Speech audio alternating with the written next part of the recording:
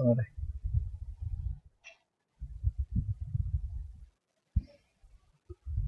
Good morning, all. We are going to start the first session of subject electrical technology. Our resource person is Mr. Kamal VV, lecturer in electrical and electronics engineering from AKNM Government Polytechnic College, Tirurangadi. He has completed his BTech from College of Engineering, Tiruvandhuram, and his MTech from GEC Thrissur. Before joining technical education department, he served as assistant engineer in Kerala PWD Electronics Wing. He also served as a technical officer in Syndicate Bank, and he also worked as a lecturer in Calicut University Institute of Engineering and Technology for 2 years. പാർട്ടിസിപ്പൻസിന്റെ ശ്രദ്ധയ്ക്ക് participants അവർക്ക് ഉണ്ടാകുന്ന സംശയങ്ങളൊക്കെ നിങ്ങളുടെ Q&A link വഴി message അയയ്ക്കുക. അപ്പോൾ അവസാനത്തെ ഭാഗത്തേക്ക് മാറ്റി വെക്കരുത്.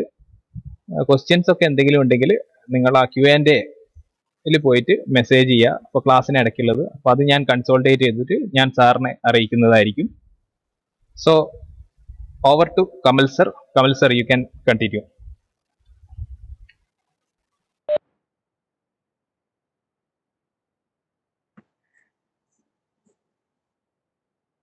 Hi, good morning.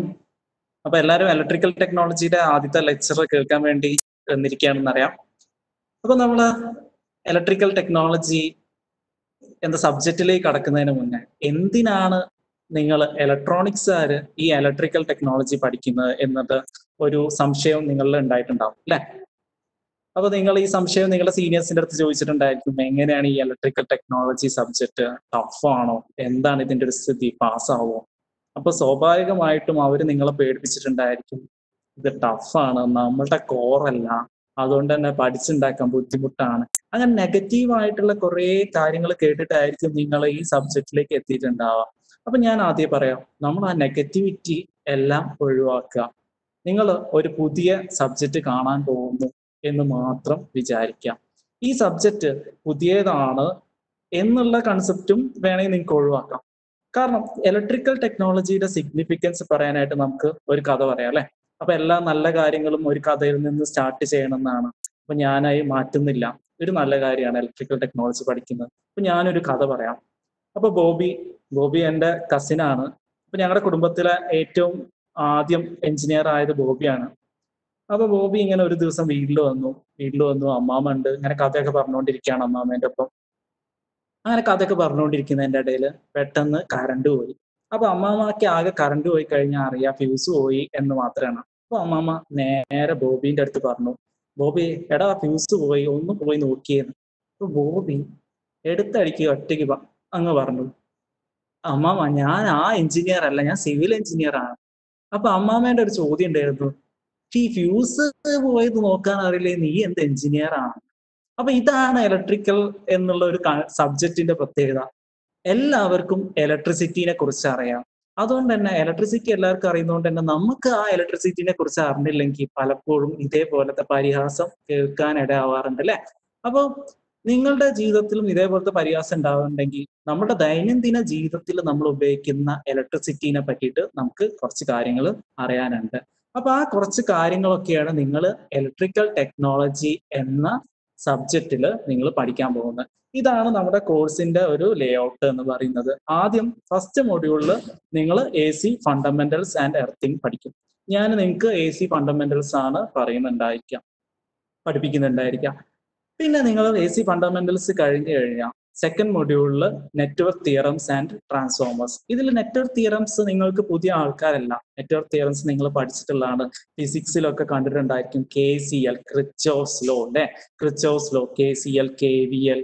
ഇതിന് കൂടാതെ നിങ്ങൾക്ക് maximum power transfer theorem, Thevenin's theorem, Norton's theorem എന്നൊക്കെ പറഞ്ഞിട്ട് പുതിയ കുറച്ച് തിയറംസും നിങ്ങൾക്ക് ഈ സബ്ജക്റ്റിൽ പഠിക്കാം സെക്കൻഡ് മൊഡ്യൂളിൽ. ഇതുവരെയാണ് നിങ്ങളുടെ സബ്ജക്റ്റിന്റെ ഇലക്ട്രിക്കൽ ടെക്നോളജിയിൽ നിങ്ങളുടെ സീനിയേഴ്സ് നിങ്ങളെ പേടിപ്പിച്ചിട്ടുള്ള ടഫ് എന്ന് പറയുന്നത്. ഇത് ടഫ് ആണോ എന്ന് ചോദിച്ചു കഴിഞ്ഞാൽ ഇതെല്ലാം പ്രോബ്ലമാറ്റിക് ആണ് ഇതുവരെ ഉള്ളത്. 1.5 മൊഡ്യൂൾ നേരെ പ്രോബ്ലംസ് ആണ് നിങ്ങൾ കാണുന്നുണ്ടായിരിക്കുക, കൺസെപ്റ്റുകൾ. അതിനുശേഷം നിങ്ങൾ ഫുള്ളി തിയറി സബ്ജക്റ്റിലേക്ക് കടക്കുകയാണ്. തിയറി പറയുന്നത് മെഷീൻ സബ്ജക്റ്റ് ആണ്. പിന്നെ നമ്മൾ കാണാൻ പോകുന്നത് ഇലക്ട്രിക്കൽ മെഷീൻസ്. ഇലക്ട്രിക്കൽ മെഷീൻസിൽ ട്രാൻസ്ഫോമേഴ്സ് നിങ്ങൾ കാണും. ട്രാൻസ്ഫോമേഴ്സ് നമ്മൾ കാണാത്തവരായിട്ട് ആരും ഇല്ല അല്ലെ? നിങ്ങളുടെ വീട്ടിന്റെ പുറത്തേക്ക് ഇറങ്ങിക്കഴിഞ്ഞാൽ KSEBയുടെ ട്രാൻസ്ഫോമർ നിങ്ങൾ കാണുന്നുണ്ട്. അപ്പോൾ ആ ട്രാൻസ്ഫോമറിന്റെ വർക്കിംഗ് എന്താണെന്നുള്ളത് നമുക്കറിയാം. വോൾട്ടേജ് കൂട്ടാനും കുറയ്ക്കാനും ഒക്കെയാണ് ആ ട്രാൻസ്ഫോമർ അവിടെ ഉപയോഗിച്ചിട്ടുള്ളത്. അതിനുശേഷം നിങ്ങൾ തേർഡ് മൊഡ്യൂളിൽ ട്രാൻസ്ഫോമർ ഒക്കെ കണ്ടതിന് ശേഷം നിങ്ങൾ നേരെ DC ജനറേറ്റേഴ്സും DC മോട്ടോറും പഠിക്കും. DC മെഷീൻസിലെ പ്രധാനപ്പെട്ട രണ്ട് ആൾക്കാരാണ് DC ജനറേറ്ററും DC മോട്ടറും എന്ന് പറയുന്നത്. അപ്പൊ DC എന്താന്നുള്ളത് ഞാൻ നിങ്ങൾക്ക് ഈ ലെക്ചറിൽ പറയുന്നതായിരിക്കും. DC-യും AC-യും. ആ AC-ന്റെ ജനറേറ്റർ ആണ് ആൾട്ടർനേറ്റേഴ്സ് എന്ന് പറയുന്നത്. നിങ്ങൾക്ക് AC വോൾട്ടേജും AC കറണ്ടും ഉണ്ടാക്കി തരുന്നത് ആൾട്ടർനേറ്റേഴ്സ് ആണ്. AC മോട്ടോർസ് എന്ന് പറഞ്ഞു കഴിഞ്ഞാൽ എന്താണ്, നമ്മുടെ വീടുകളിലൊക്കെ ഉണ്ടല്ലേ, നിങ്ങൾ വാട്ടർ പമ്പ് ചെയ്യാൻ വേണ്ടി ഉപയോഗിക്കുന്ന മോട്ടോർ AC മോട്ടോറാണ്. അപ്പൊ ഇതൊക്കെ നിങ്ങൾ ഈ കോഴ്സിൽ ബേസിക് ആയിട്ട് കാണാൻ പോകുന്ന കാര്യങ്ങൾ ഞാൻ എല്ലാം ഒന്ന് പറഞ്ഞു. നേരെ നമ്മുടെ ഫണ്ടമെന്റൽസിലേക്ക് കടക്കാം. നിങ്ങളുടെ AC ഫണ്ടമെന്റൽസിലേക്ക് പോകുന്നതിന് മുമ്പ് നമുക്ക് അറിഞ്ഞിരിക്കേണ്ട വേറൊരു ഫണ്ടമെന്റൽസ് ഉണ്ട്. നിങ്ങളുടെ കറണ്ട് ഒക്കെ എന്താണെന്നൊക്കെ അറിഞ്ഞിരിക്കണം, EMF എന്താണെന്നൊക്കെ അറിഞ്ഞിരിക്കണം. ഇതൊക്കെ നിങ്ങൾ ഓൾറെഡി നിങ്ങൾക്ക് അറിയുന്ന കാര്യമാണ്, നിങ്ങൾ ഫിസിക്സിൽ പഠിച്ച. എന്നാലും ഞാൻ ഇതൊന്നും പറയാതെ നേരെ AC ഫണ്ടമെന്റൽസിലേക്ക് പോയി കഴിഞ്ഞു കഴിഞ്ഞാൽ അത് ശരിയായിട്ടില്ല. അപ്പൊ ഞാൻ നേരെ ഫണ്ടമെന്റൽസ് നോക്കാം. അപ്പൊ നമ്മുടെ കയ്യിൽ ഒരു സർക്യൂട്ട് ഉണ്ട് അല്ലെ? ഇവിടെ ഒരു സർക്യൂട്ട് ഉണ്ട്. ഒരു ലാമ്പ് വെച്ചിട്ട് ഞാൻ ആ സർക്യൂട്ട്, ഒരു ലാമ്പ് ഉണ്ട്. ആ ലാമ്പിനെ ഞാൻ ഒരു കണക്ഷൻ വയർ വെച്ചിട്ട് കണക്ട് ചെയ്തിട്ടുണ്ട്. അപ്പൊ ഈ ലാമ്പ് കത്തു ഗ്ലോ ചെയ്യോ? ഇല്ല എന്ന് നമുക്കറിയാം അല്ലെ? കാരണം എന്താണ്, ഈ ബൾബ് ഗ്ലോ ചെയ്യണമെങ്കിൽ ഒരാളെയും കൂടി ഈ സർക്യൂട്ടിൽ നമ്മൾ ആഡ് ചെയ്യേണ്ടതുണ്ട്. ആ ആഡ് ചെയ്യുന്ന ആളുടെ പേരെന്താണ്? നമുക്ക് ഇതിന് കത്തിക്കാനായിട്ട് എന്ത് ഉപയോഗിക്കാം? ഒരു ബാറ്ററി ഇവിടെ ഇങ്ങനെ ഉപയോഗിക്കാം. അപ്പൊ ബാറ്ററിക്ക് ഒരു പോസിറ്റീവ് ടെർമിനൽ ഉണ്ട്, ഒരു നെഗറ്റീവ് ടെർമിനൽ ഉണ്ട്. അപ്പൊ ഇങ്ങനെ ഒരു ബാറ്ററി കണക്ട് ചെയ്യുക എന്ന് പറഞ്ഞു കഴിഞ്ഞാൽ അതിന്റെ അർത്ഥം എന്താണ്? നിങ്ങളുടെ സർക്യൂട്ടിൽ നിങ്ങൾ ഒരു EMF സോഴ്സ് കണക്ട് ചെയ്യുക എന്നാണ് അതിന്റെ അർത്ഥം. നിങ്ങളുടെ ലാമ്പ് കത്താനായിട്ട് നിങ്ങളൊരു EMF സോഴ്സ് കണക്ട് ചെയ്തു. അപ്പൊ എന്താണ് EMF സോഴ്സ് അല്ലെ? EMF എന്ന് പറഞ്ഞു കഴിഞ്ഞാൽ എന്താണ്? നമ്മൾ ഓൾറെഡി നമുക്ക് അറിയുന്ന ആളാണ് EMF. EMF is the electromotive force. അതായത് നിങ്ങളുടെ ഇലക്ട്രോണിനെ മൂവ് ചെയ്യിക്കാനുള്ള, സർക്യൂട്ടിൽ മൂവ് ചെയ്യിക്കാനുള്ള ആ ഫോഴ്സിന് പറയുന്നതാണ് EMF എന്ന് പറയുന്നത്. അപ്പൊ EMF ഞാൻ ഇവിടെ കൊടുത്തു കഴിഞ്ഞാൽ എന്ത് സംഭവിക്കും? ഇവിടെ ഞാൻ EMF സോഴ്സ് കണക്ട് ചെയ്തു. സോഴ്സ് കണക്ട് ചെയ്ത് കഴിഞ്ഞ് കഴിഞ്ഞാൽ എന്ത് സംഭവിക്കും? ഇവിടെ നെഗറ്റീവ് ടെർമിനൽസിന്റെ അടുത്തൊക്കെ ഉള്ള ഇലക്ട്രോൺസ് ഇവിടെ നിന്ന് ഇങ്ങനെ ഓടി ഈ ഡയറക്ഷനിൽ പോയി നേരെ പോസിറ്റീവ് ടെർമിനലിലേക്ക് ഇവരെല്ലാം ഫ്ലോ ചെയ്യാൻ തുടങ്ങും. ഈ ഫ്ലോ ചെയ്യുന്നതിനെയാണ് നമ്മൾ എന്ത് എന്ന് പറയുക? ഇലക്ട്രോൺ അല്ലെങ്കിൽ ചാർജ് ഫ്ലോനെയാണ് നമ്മൾ എന്ത് എന്ന് പറയാ? കറണ്ട് എന്ന് പറയുന്നത്. അപ്പൊ ഇലക്ട്രിക് കറണ്ട് എന്ന് വെച്ച് കഴിഞ്ഞാൽ എന്താണ്? Electric current is the rate of flow of electric charge past A point. അതായത് ഇവിടെ ഒരു പോയിന്റ് ഉണ്ടെന്ന് വിചാരിക്കാം. ആ പോയിന്റ് ഞാൻ ഒരു P എന്ന് പറഞ്ഞ് റെപ്രസെന്റ് ചെയ്ത് കഴിഞ്ഞാൽ ഈ പോയിന്റ് കടന്നു പോകുന്ന ഒരു T എന്ന് പറഞ്ഞ സെക്കൻഡിൽ അല്ലെങ്കിൽ കടന്നു പോകുന്ന ചാർജ് Q ആണെന്ന് വിചാരിക്കാം. അതായത് ഈ P എന്ന് പറഞ്ഞ പോയിന്റില് Q ചാർജസ് T എന്ന് പറയുന്ന സമയത്ത് കടന്നു പോയിട്ടുണ്ടെങ്കിൽ അവിടെയുള്ള കറണ്ട് എന്തായിരിക്കും? I equal to rate of change of charge അല്ലെങ്കിൽ rate of change of flow of the charge. അപ്പൊ I ഈക്വൽ ടു Q/T ആയിരിക്കും. നിങ്ങളുടെ കറണ്ട്, നിങ്ങളുടെ സർക്യൂട്ടിലെ കറണ്ട് പറഞ്ഞത് ചാർജ് ഡിവൈഡഡ് ബൈ ടൈം ആയിരിക്കും. അപ്പൊ നിങ്ങൾ ചാർജ് എന്താന്ന് കണ്ടു, ഇലക്ട്രോമോട്ടീവ് ഫോഴ്സ് എന്താന്ന് കണ്ടു. അടുത്തത് വാട്ട് ഈസ് ഇലക്ട്രിക്കൽ പൊട്ടൻഷ്യൽ. അപ്പൊ നമ്മൾ electrical potential of a point എന്നൊക്കെ സാധാരണ പറയാറുണ്ട് അല്ലെ? നിങ്ങളുടെ സബ്ജക്റ്റുകളുടെ സർക്യൂട്ട് തിയറി പഠിച്ചിട്ടുണ്ടെങ്കിൽ നിങ്ങൾ അതിൽ കണ്ടിട്ടുണ്ടാവും. അല്ലെങ്കിൽ നിങ്ങൾ KCL-ഉം KVL-ഉം ഒക്കെ പഠിച്ചിട്ടുണ്ടെങ്കിൽ, നിങ്ങളുടെ ഫിസിക്സ് ക്ലാസ്സിൽ പഠിച്ചിട്ടുണ്ടെങ്കിൽ electric potential of a point എന്നുള്ള കേട്ടിട്ടുണ്ടായിരിക്കും. അപ്പൊ ഞാൻ പറഞ്ഞു നേരത്തെ ഇലക്ട്രോൺസ് നെഗറ്റീവ് ടെർമിനലിൽ നിന്ന് ഓടി പോസിറ്റീവ് ടെർമിനലിലേക്ക് ഫ്ലോ ചെയ്തുകൊണ്ട് ഇരിക്കുക എന്ന് പറഞ്ഞു അല്ലെ? അപ്പൊ നിങ്ങളൊന്ന് ആലോചിക്കുക, ഇവിടെ പോയിന്റിന് ഞാൻ A എന്ന് പേരിട്ടു. A എന്നുള്ള പോയിന്റിലേക്ക് ഞാൻ ഇലക്ട്രോൺസിനെ മൂവ് ചെയ്ത് എത്തിക്കാൻ എന്ത് ചെയ്തിട്ടുണ്ടായിരിക്കും? അപ്പൊ നിങ്ങൾ ഈ കാര്യം ഓർത്താൽ മതി. നിങ്ങൾ ഇങ്ങനെ വെറുതെ നിൽക്കുകയാണ്. നിങ്ങൾ ഇവിടെ നിന്ന് വെറുതെ നിൽക്കുന്നിടത്തുനിന്ന് നടന്ന് ഒരു സ്ഥലത്തേക്ക് പോകുന്നു. അങ്ങനെ നടന്നു പോകുമ്പോൾ നിങ്ങൾ ക്ഷീണിക്കില്ലേ? ക്ഷീണിക്കുന്നത് എന്തുകൊണ്ടായിരിക്കും? നിങ്ങൾ ഒരു എനർജി സ്പെൻഡ് ചെയ്തിട്ടുണ്ട് അല്ലെ? ആ എനർജി സ്പെൻഡ് ചെയ്തിട്ടുണ്ട് നിങ്ങളുടെ ഒരു മോഷൻ സംഭവിച്ചപ്പോൾ. അതേപോലെ ഇവിടെ ഇലക്ട്രോൺസ് മൂവ് ചെയ്യുമ്പോഴും ഒരു എനർജി സ്പെൻഡ് ചെയ്തിട്ടുണ്ടായിരിക്കും. എ എന്നുള്ള പോയിന്റിലേക്ക് എത്തുമ്പോഴത്തേനും എക്സ് ജൂൾസ് ഓഫ് എനർജി നിങ്ങളുടെ ഇലക്ട്രോൺസിന്റെ മുകളിൽ സ്പെൻഡ് ചെയ്തിട്ടുണ്ടെങ്കിൽ എന്റെ പൊട്ടൻഷ്യൽ അറ്റ് എ എന്ന് പറയുന്നത് എന്തായിരിക്കും? എക്സ് വോൾട്ട് ആയിരിക്കും. എങ്ങനെയുണ്ടെങ്കിൽ 1 കൂളോംബ് ഓഫ് ചാർജ് ആണ് നിങ്ങൾ മൂവ് ചെയ്തിട്ടുണ്ടെങ്കിൽ 1 കൂളോംബ് ഓഫ് ഇലക്ട്രോൺസിന് -1 കൂളോംബ് ഓഫ് ഇത് ഇലക്ട്രോൺ ആണ്, ഇത് -1 കൂളോംബ് ഓഫ് ഇലക്ട്രോൺസിനെ നിങ്ങൾ ഇത് നെഗറ്റീവ് ടെർമിനലിൽ നിന്ന് ഉന്തി നേരെ എവിടെ കൊണ്ടുപോയി? എ എന്നുള്ള പോയിന്റിലേക്ക് എത്തിച്ചു. അപ്പോൾ നിങ്ങൾ കുറെ വർക്ക് ചെയ്തു അല്ലെ? വർക്ക് ചെയ്തിട്ടുണ്ട്. ആ എക്സ് ജൂൾസ് ആണെന്ന് വിചാരിക്കുക വർക്ക്. അപ്പൊ എക്സ് ജൂൾസ് വർക്ക് 1 കൂളംബിന്റെ മുകളിൽ നിങ്ങൾ നടത്തിയിട്ടുണ്ടെങ്കിൽ അവിടെയുള്ള എ എന്നുള്ള പോയിന്റിന്റെ പൊട്ടൻഷ്യൽ എന്തായിരിക്കും? ഇലക്ട്രിക് പൊട്ടൻഷ്യൽ എക്സ് വോൾട്ട് ആയിരിക്കും. അപ്പോൾ നമുക്ക് പൊട്ടൻഷ്യൽ അറ്റ് പോയിന്റ് എന്താണെന്ന് മനസ്സിലായി. ഒരു പോയിന്റിലേക്ക് നിങ്ങൾ ഇലക്ട്രോണിനെ മൂവ് ചെയ്ത് കൊണ്ടുവരാൻ, അല്ലെ ചാർജിനെ മൂവ് ചെയ്ത് കൊണ്ടുവരാൻ എത്രത്തോളം വർക്ക് നടത്തി എന്നുള്ളതാണ് 1 കൂളോംബ് ഓഫ് ചാർജിന്. അപ്പൊ V = work done in joules per charge in coulomb ചെയ്ത് കഴിഞ്ഞാൽ നിങ്ങൾക്ക് electric potential of a point കിട്ടുന്നതായിരിക്കും. ഇതൊക്കെ നമുക്ക് അറിയുന്നതാണ് അല്ലെ? അപ്പൊ what is potential difference? Potential difference എന്തായിരിക്കും? അപ്പൊ നമുക്ക് വീണ്ടും ഒന്ന് പെന്നെടുക്കാം. എന്നിട്ട് നിങ്ങൾ ആലോചിക്കുക, ഇവിടെ എ എന്നുള്ള പോയിന്റിലേക്ക് നിങ്ങൾ ആ 1 കൂളോംബ് ചാർജിനെ എത്തിക്കാൻ എത്ര വർക്ക് ചെയ്തു? എ എന്നുള്ള പോയിന്റിൽ എത്തിക്കാൻ എക്സ് ജൂൾസ് വർക്ക് ചെയ്തു അല്ലെ? എക്സ് ജൂൾസ് വർക്ക് നിങ്ങൾ ചെയ്തു. ഇനി അസ്യൂം ചെയ്യുക ഇവിടെ ബി എന്നുള്ള പറഞ്ഞിട്ടുള്ള ഒരു പോയിന്റ് ഉണ്ട്. അവിടേക്ക് നിങ്ങൾ എത്തിക്കാൻ എത്ര വർക്ക് ചെയ്തിട്ടുണ്ട്? 1 കൂളോംബിനെ. Assume that Y joules of energy നിങ്ങൾ സ്പെൻഡ് ചെയ്തു എന്ന് വിചാരിക്കുക. അങ്ങനെയാണെങ്കിൽ പൊട്ടൻഷ്യൽ ഡിഫറൻസ് എന്ന് പറഞ്ഞു കഴിഞ്ഞാൽ എന്താ അറിയും? ഈ എ എന്നുള്ള പോയിന്റിൽ നിന്ന് ബി എന്നുള്ള പോയിന്റിലേക്ക് മൂവ് ചെയ്യിക്കാൻ 1 കൂളോംബ് ചാർജിനെ മൂവ് ചെയ്യിക്കാൻ നിങ്ങൾ നടത്തിയ വർക്ക് ആയിരിക്കും അവിടുത്തെ പൊട്ടൻഷ്യൽ ഡിഫറൻസ് എന്ന് പറയുന്നത്. ഇവിടെയുള്ള ഇലക്ട്രോണിനെ എ എന്നുള്ള പൊസിഷനിലുള്ള ഇലക്ട്രോണിനെ ബി എന്നുള്ള പൊസിഷനിലേക്ക് നിങ്ങൾ മൂവ് ചെയ്യിക്കാൻ എത്രത്തോളം എനർജി സ്പെൻഡ് ചെയ്തിരിക്കും, അതായിരിക്കും പൊട്ടൻഷ്യൽ ഡിഫറൻസ് എന്ന് പറയുന്നത്. ഈ കേസിൽ നമുക്ക് വോൾട്ടേജ് അല്ലെങ്കിൽ potential difference between B B A എന്തായിരിക്കും? പൊട്ടൻഷ്യൽ അറ്റ് വി ബി അല്ലെങ്കിൽ potential at B minus potential at A ആയിരിക്കും.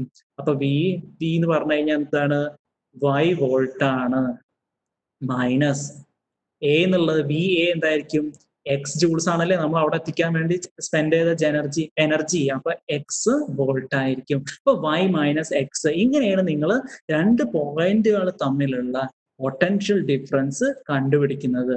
അപ്പൊ direction of current flow is from higher potential to a lower potential. അപ്പൊ ഞാൻ പറഞ്ഞു ഇവിടെ പൊട്ടൻഷ്യൽ ഡിഫറൻസ് ഉണ്ട് എന്ന് അല്ലെ? അപ്പൊ നമ്മൾ നേരത്തെ സർക്യൂട്ടിൽ നിങ്ങളൊരു ബാറ്ററി കണക്ട് ചെയ്തപ്പോൾ നമ്മൾ കണ്ടു ഇലക്ട്രോൺസ് നെഗറ്റീവ് ടെർമിനലിൽ നിന്ന് താഴോട്ടേക്ക് പോയി. അതായത് നെഗറ്റീവ് ടെർമിനലിൽ നിന്ന് സ്റ്റാർട്ട് ചെയ്തു എന്ന് പറഞ്ഞു. എന്നിട്ട് നേരെ പോസിറ്റീവ് ടെർമിനലിലേക്ക് തിരിച്ച് എത്തി എന്ന് പറഞ്ഞു. അപ്പോ കറണ്ടിന്റെ ഡയറക്ഷൻ എങ്ങനെയാണ് നമ്മൾ എടുക്കുക എന്നുള്ളതാണ്. ഇലക്ട്രോണിന്റെ ഫ്ലോന് ഓപ്പോസിറ്റ് ആയിട്ട് വേണം നിങ്ങൾ കറണ്ടിന്റെ ഡയറക്ഷൻ മാർക്ക് ചെയ്യാൻ. അപ്പൊ കറണ്ടിന്റെ direction from positive terminal to negative terminal എന്നുള്ള രീതിയിലായിരിക്കും കറണ്ടിന്റെ ഫ്ലോ നിങ്ങൾ മാർക്ക് ചെയ്യാൻ. Current direction will be opposite to the flow of electron. അപ്പൊ നിങ്ങൾ വേറൊരു കാര്യം അറിഞ്ഞിരിക്കേണ്ടത്, ഇവിടെ പോസിറ്റീവ് ടെർമിനൽ എന്ന് പറഞ്ഞു കഴിഞ്ഞാൽ ഹയർ പൊട്ടൻഷ്യൽ ആണ് അല്ലെ? നെഗറ്റീവ് ടെർമിനൽ എന്ന് പറഞ്ഞാൽ ലോവർ പൊട്ടൻഷ്യൽ ആണ്. അപ്പൊ current flow is from higher potential to a lower potential ആണ് നടന്നിട്ടുള്ളത്. അപ്പൊ ഞാൻ നേരത്തെ പറഞ്ഞ വി ബി എയും കൺസെപ്റ്റ് നോക്കാം. ബി എന്നുള്ള പറഞ്ഞിട്ടുള്ള പോയിന്റിൽ വി ബി എന്ന് പറഞ്ഞിട്ടുള്ള വോൾട്ടേജ് ഉണ്ട്. അതേപോലെ എ എന്ന് പറഞ്ഞിട്ടുള്ള പോയിന്റിൽ വി എ എന്ന് പറഞ്ഞിട്ടുള്ള വോൾട്ടേജ് ഉണ്ട്. അസ്യൂം ദാറ്റ് 15 വോൾട്ട് ആണ് വി ബി. കമൽ സാറേ, ആ നിങ്ങളുടെ പെന്നിന്റെ തിക്നെസ് ഒന്ന് കുറച്ച് കൂട്ടുമോ? കുട്ടിക്ക് ക്ലിയർ ആവുന്നില്ല എന്ന് പറയുന്നുണ്ട്. എഴുതുന്നതിന്റെ തിക്നെസ് പവർ പോയിന്റിൽ കൂട്ടാൻ ഓപ്ഷൻ ഉണ്ടോ? ആ താഴെ ഉണ്ടോ?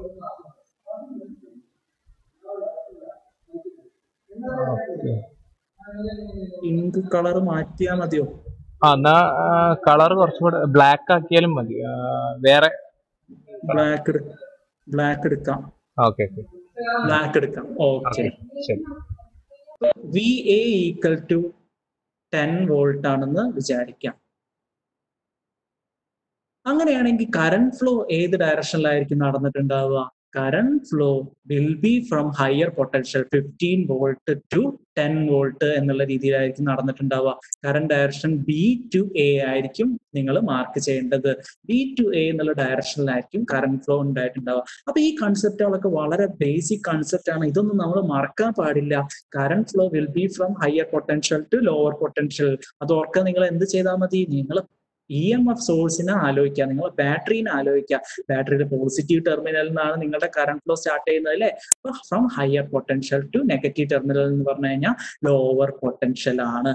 ഇങ്ങനെയാണ് കറന്റ് ഫ്ലോ ഉണ്ടാവുന്നത്. ഇനി what is the current in the circuit? ഞാൻ അപ്പൊ ഫസ്റ്റ് ഒരു പേജിൽ തന്നെ ഈ സർക്യൂട്ട് വരയ്ക്കുണ്ടായി. അപ്പൊ ഈ സർക്യൂട്ടിലെ കറന്റ് എന്താണെന്ന് നിങ്ങൾക്ക് കണ്ടുപിടിക്കണം. അപ്പൊ ഒരു സർക്യൂട്ടില് നിങ്ങൾ എന്താ ചെയ്തിട്ടുള്ളത്? ഒരു ലാമ്പ് കണക്ട് ചെയ്തിട്ടുണ്ട്. ഒരു ലാമ്പ് കണക്ട് ചെയ്തിട്ടുണ്ട്. നിങ്ങൾ ആ ലാമ്പിന് കറണ്ട് കിട്ടാനായിട്ട് എന്ത് ചെയ്തിട്ടുണ്ട്? നിങ്ങളൊരു EMF സോഴ്സ് ഇവിടെ കണക്ട് ചെയ്തിട്ടുണ്ട് അല്ലെ? ആ EMF സോഴ്സ് 150 വോൾട്ട് ആണ്. നിങ്ങളുടെ ലാമ്പിന്റെ റെസിസ്റ്റൻസ് 100 ഓം ആണ്. അങ്ങനെയാണെങ്കിൽ ഇവിടെയുള്ള കറണ്ട് എന്താണ് എന്നാണ് ചോദ്യം. ഇവിടെയുള്ള കറണ്ടിന്റെ വാല്യൂ എന്താണ്? ഇത് നമുക്ക് അറിയാം. ഇത് നമ്മൾ പഠിച്ചിട്ടുള്ള ഓംസ് ലോ തരുന്നുണ്ട്. Current is equal to I is equal to V/R എന്ന് നിങ്ങൾ ഓൾറെഡി പഠിച്ചിട്ടുള്ള ഓംസ് ലോ പറഞ്ഞു തരുന്നുണ്ട്. ഒരു സർക്യൂട്ടിലുള്ള കറണ്ട് എന്ന് പറഞ്ഞു കഴിഞ്ഞാൽ ആ സർക്യൂട്ടിൽ നിങ്ങൾ അപ്ലൈ ചെയ്യുന്ന വോൾട്ടേജിന് പ്രൊപ്പോർഷണൽ ആയിരിക്കും. അവിടെയുള്ള റെസിസ്റ്റൻസിന് ആ കറണ്ട് ഇൻവേഴ്സ്ലി പ്രൊപ്പോർഷണലും ആയിരിക്കും. പ്രൊവൈഡഡ് ദാറ്റ് അവിടുത്തെ കണ്ടീഷൻ എന്താ? Temperature remains constant. ടെമ്പറേച്ചറിന് യാതൊരു ചേഞ്ചും വരാൻ പാടില്ല. അങ്ങനെ ഒരു കണ്ടീഷനിലാണെങ്കിൽ നിങ്ങളുടെ കറണ്ട്, സർക്യൂട്ടിലുള്ള current I is equal to എന്തായിരിക്കും? V/R ആയിരിക്കും. അപ്പൊ ഇവിടെയുള്ള കറണ്ട് എന്തായിരിക്കും? ഞാൻ V എന്ന് പറഞ്ഞിട്ട് എത്ര വോൾട്ടേജ് അപ്ലൈ ചെയ്തിട്ടുണ്ട്? 150 വോൾട്ട് അപ്ലൈ ചെയ്തിട്ടുണ്ട്. R എന്ന് പറഞ്ഞിട്ട് നിങ്ങൾക്ക് 100 ഓം റെസിസ്റ്റൻസും ഉണ്ട്. അങ്ങനെയാണെങ്കിൽ ഇവിടെയുള്ള കറണ്ട് 1.5 ആംപ്സ് ആയിരിക്കും അല്ലെ? 1.5 ആംപിയർ കറണ്ട് ആയിരിക്കും നിങ്ങളുടെ സർക്യൂട്ടിൽ ഉണ്ടായിട്ടുണ്ടാവുക. അപ്പൊ ഞാൻ ഇത് എന്തിനാണ് പറഞ്ഞതെന്ന് വെച്ച് കഴിഞ്ഞാൽ നമുക്ക് വേവ് ഫോം ഒന്ന് വരച്ചു നോക്കാം. ഇവിടെ ഞാൻ ബാറ്ററി അപ്ലൈ ചെയ്തിട്ടുണ്ട്. 150 വോൾട്ട് ബാറ്ററി ഞാൻ അപ്ലൈ ചെയ്തിട്ടുണ്ട്. അപ്പൊ ഇത് വോൾട്ടേജ് ആണ് ഇവിടെ Y ആക്സിസിലുള്ളത്. X ആക്സിസിൽ ടൈം ആണ് ഉള്ളത്. അപ്പൊ ഞാൻ 150 വോൾട്ട് ബാറ്ററി ഇവിടെ അപ്ലൈ ചെയ്യുമ്പോൾ ഇത് 150 എന്നാണെന്ന് വോൾട്ട് ആണ്. ഇവിടെ അപ്ലൈ ചെയ്യുമ്പോൾ ആ വോൾട്ടേജിന്റെ വേവ് ഫോം ഇങ്ങനെ കോൺസ്റ്റന്റ് ആയിട്ട് നിൽക്കുന്നത് കാണാം. ഇത് കോൺസ്റ്റന്റ് ആണോ വരച്ചത്? ചെറിയൊരു പ്രശ്നം ഉള്ളതുകൊണ്ടാണ്. പക്ഷെ ഇത് മനസ്സിലാക്കേണ്ടത് ഇതൊരു സ്ട്രെയിറ്റ് ലൈൻ ആണ്. നിങ്ങൾക്ക് സ്ട്രെയിറ്റ് ലൈൻ ആണ്. 150 വോൾട്ടിലാണ് നിൽക്കുന്നത് അല്ലെ?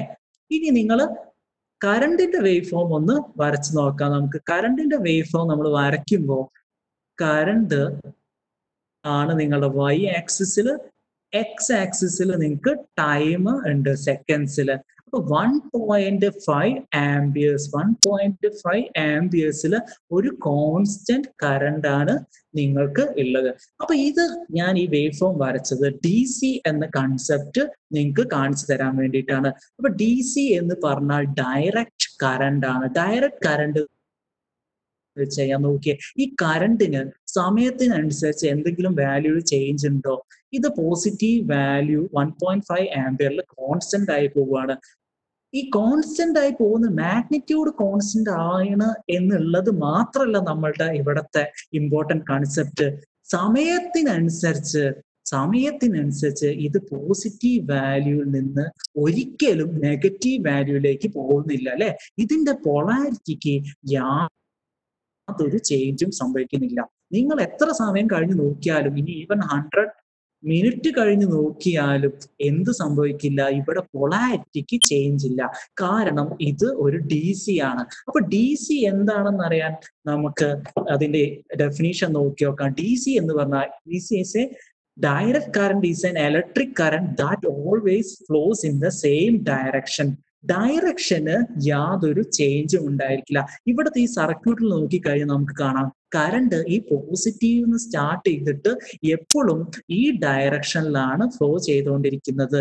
ഡയറക്ഷന് യാതൊരു ചേഞ്ചും ഇല്ല. ഡയറക്ഷൻ എപ്പോഴും ഈ ഡയറക്ഷനിലായിരിക്കും കറണ്ട് ഫ്ലോ ഉണ്ടായിട്ടുണ്ടാവുക. ഇതാണ് നമ്മൾ ഡയറക്റ്റ് കറണ്ടിനെ കുറിച്ച് അറിഞ്ഞിരിക്കേണ്ടത്. അപ്പൊ ഡയറക്റ്റ് കറണ്ടിൽ വാല്യൂ കോൺസ്റ്റന്റ് ആവണം നിർബന്ധമാണോ? അത് നിർബന്ധമില്ല. നമുക്ക് റെക്ടിഫയർ സർക്യൂട്ട് പഠിക്കാത്തവരായിട്ട് ആരും ഉണ്ടാവില്ല അല്ലെ. റെക്ടിഫൈഡ് ഔട്ട്പുട്ട് എന്താണ്? ഒരു സൈനസോയിഡൽ വേവ് ഫോമിന്റെ റെക്ടിഫൈഡ് ഔട്ട്പുട്ട് എങ്ങനെയായിരിക്കും ഉണ്ടാവുക? ഇങ്ങനെയായിരിക്കും അല്ലെ. ഫുൾ വേവ് റെക്ടിഫയറിന്റെ ഔട്ട്പുട്ട്. ഇതിൽ വാല്യൂ കോൺസ്റ്റന്റ് ആണോ? ഇതേപോലെ കോൺസ്റ്റന്റ് ഡി സി ആണോ? അല്ല, ഇത് വേരിയബിൾ ഡി സി ആണ്. സമയത്തിനനുസരിച്ച് ടൈമിനനുസരിച്ച് നിങ്ങൾക്ക് കാണാം ഇവിടെ കറണ്ടിന്റെ വാല്യൂവിന് ചേഞ്ച് ഉണ്ട്. പക്ഷേ പോസിറ്റീവ് ആണ് എല്ലാം അല്ലേ. ഇതിന്റെ പൊളാരിറ്റിക്ക് യാതൊരു ചേഞ്ചും ഇല്ല. ഇതാണ് ഡി സിയുടെ കൺസെപ്റ്റ്. ഡി സി ഒരിക്കലും പൊളാരിറ്റി ചേഞ്ച് ചെയ്യുന്നില്ല.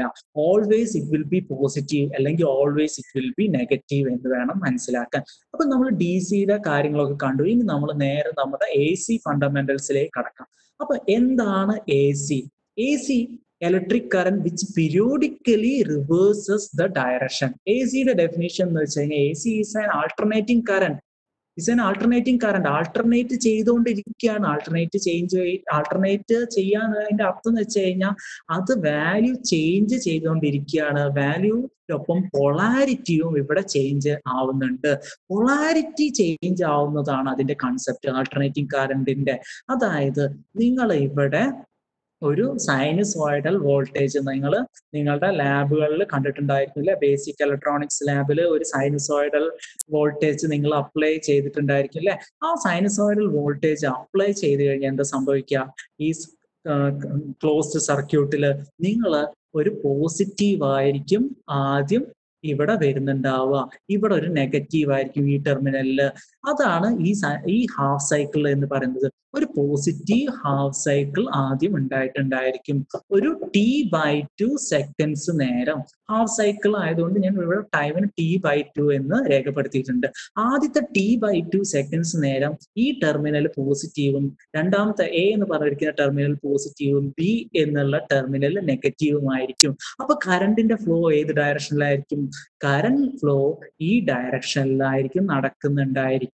കറന്റ് ഫ്ലോ ഈ ഡയറക്ഷനിൽ നടക്കുന്നു T/2 സെക്കൻഡ്സ് നേരം. T/2 സെക്കൻഡ്സ് എന്ന് കഴിഞ്ഞു കഴിഞ്ഞാൽ എന്താ സംഭവിക്കുക? എ സിയില് അല്ലെങ്കിൽ നിങ്ങളുടെ സൈൻ വേവില് നിങ്ങളുടെ നെഗറ്റീവിലേക്ക് സൈൻ വേവ് പോയി അടുത്ത T/2 സെക്കൻഡ്സ് നേരം. അപ്പൊ T/2 plus T/2 is T ആണ്.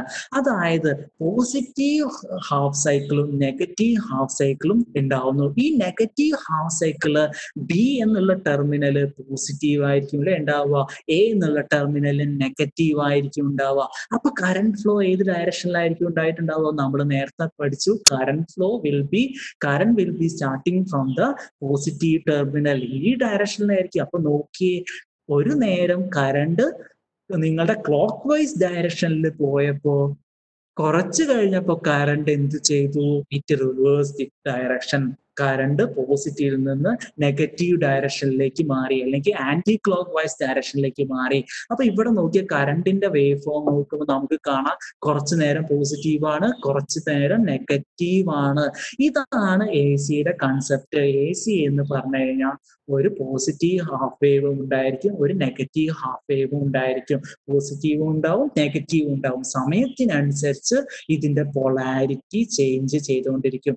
അപ്പൊ ഈ എ സി സൈൻ വേവ് മാത്രമേ ഉള്ളൂ നമ്മുടെ കയ്യിൽ വേവ് ഫോം ആയിട്ടുള്ള എ സി വേവ് ഫോംസ് എല്ലാം. നമ്മുടെ കയ്യിൽ എ സി വേവ് ഫോംസ് വേറെ ഉണ്ട്. നിങ്ങൾക്ക് സൈൻ വേവ് ഉണ്ട്, അതിന്റെ ഒപ്പം ഈ കോംപ്ലക്സ് വേവ് ഫോം ഉണ്ട്. ഒരു സൈൻ വേവും വേറൊരു സൈനസോയിഡൽ വേവ് ഫോം കൂടി സൂപ്പർ ഇമ്പോസ് ചെയ്തിട്ടുള്ള ഒരു തരം വേവ് ഫോം ആണ് ഇത്. കോംപ്ലക്സ് വേവ് ഫോം നിങ്ങൾ ഹയർ സ്റ്റഡീസ് ഒക്കെ പോകുമ്പോൾ പഠിക്കുന്നതായിരിക്കും. ഇവിടെ നോക്കിക്കഴിഞ്ഞാൽ നിങ്ങൾക്ക് കാണാം ഇതിന് എ സി എന്ന് പറയാൻ കാരണമുണ്ട്. കാരണം ഇവിടെ കുറച്ചു നേരം പോസിറ്റീവായി നിൽക്കുന്നു അല്ലേ. T/2 സെക്കൻഡ്സ് നേരം പോസിറ്റീവായി നിൽക്കുന്നു, പിന്നീട് അടുത്ത T/2 സെക്കൻഡ്സ് നേരം നെഗറ്റീവായിട്ട് നിൽക്കുന്നു. ഇതുകൊണ്ട് ഇത് ആൾട്ടർനേറ്റിംഗ് കറണ്ട് ആണ്. ഇനി നിങ്ങൾക്ക് ട്രയാങ്കുലർ വേവ് ഫോം ഉണ്ട്. ഒരു ട്രയാങ്കിൾ പോസിറ്റീവ് ഹാഫ് സൈക്കിൾ ആയിട്ട് നിൽക്കുന്നു, അടുത്തൊരു ട്രയാങ്കിൾ നെഗറ്റീവ് ഹാഫ് സൈക്കിൾ ആയി നിൽക്കുന്നു. T/2 സെക്കൻഡ്സ് നേരം കഴിഞ്ഞു കഴിഞ്ഞാൽ വാല്യൂവിന്റെ പോളാരിറ്റി ഇന്റർചേഞ്ച് ചെയ്തുകൊണ്ടിരിക്കുകയാണ്. അപ്പൊ ഇത്രയും നേരം നമ്മൾ നോക്കിയത് വാല്യൂസ് എല്ലാം ഇങ്ങനെ സമയത്തിനനുസരിച്ച് മാറിക്കൊണ്ടിരിക്കുന്നുണ്ട് അല്ലെ. ഇവിടെ ഇങ്ങനെ കൂടിക്കൊണ്ടിരിക്കുന്നുണ്ട്, ഇവിടെ ഇങ്ങനെ കൂടിക്കൊണ്ടിരിക്കുന്നുണ്ട്. നമുക്കൊരു സ്ക്വയർ വേവ് നോക്കാം. സ്ക്വയർ വേവ് നമ്മൾ നേരത്തെ കണ്ട DC പോലെയാണ്. ഏതുവരെ? ആദ്യത്തെ T/2 സെക്കൻഡ്സ് നേരം. കാരണം വാല്യൂന്റെ പൊളാരിറ്റിക്ക് യാതൊരു ചേഞ്ചും ഇല്ല. പക്ഷേ T/2 സെക്കൻഡ്സ് കഴിഞ്ഞപ്പോൾ എന്ത് സംഭവിച്ചു? T/2 സെക്കൻഡ്സ് കഴിഞ്ഞപ്പോൾ ഈ പോസിറ്റീവ് വാല്യൂ കോൺസ്റ്റന്റ് ആയി നിന്നത് പെട്ടെന്ന് തന്നെ നെഗറ്റീവിലേക്ക് എത്തി. നെഗറ്റീവ് വാല്യൂലാണ് പോകുന്നത്. അപ്പൊ ഈ സ്ക്വയർ വേവ് നമുക്ക് AC ആണെന്ന് പറയാം. അപ്പൊ AC വേവ് ഫോംസ് നിങ്ങൾ കണ്ടു. സൈനസോയിഡൽ വേവ് ഫോം മാത്രമല്ല AC ഉള്ളത്, ഇങ്ങനെ ട്രയാങ്കുലർ വേവും സ്ക്വയർ വേവും കോംപ്ലക്സ് വേവും എല്ലാം പോസിബിൾ ആണ് നമുക്ക് AC ആയിട്ട്.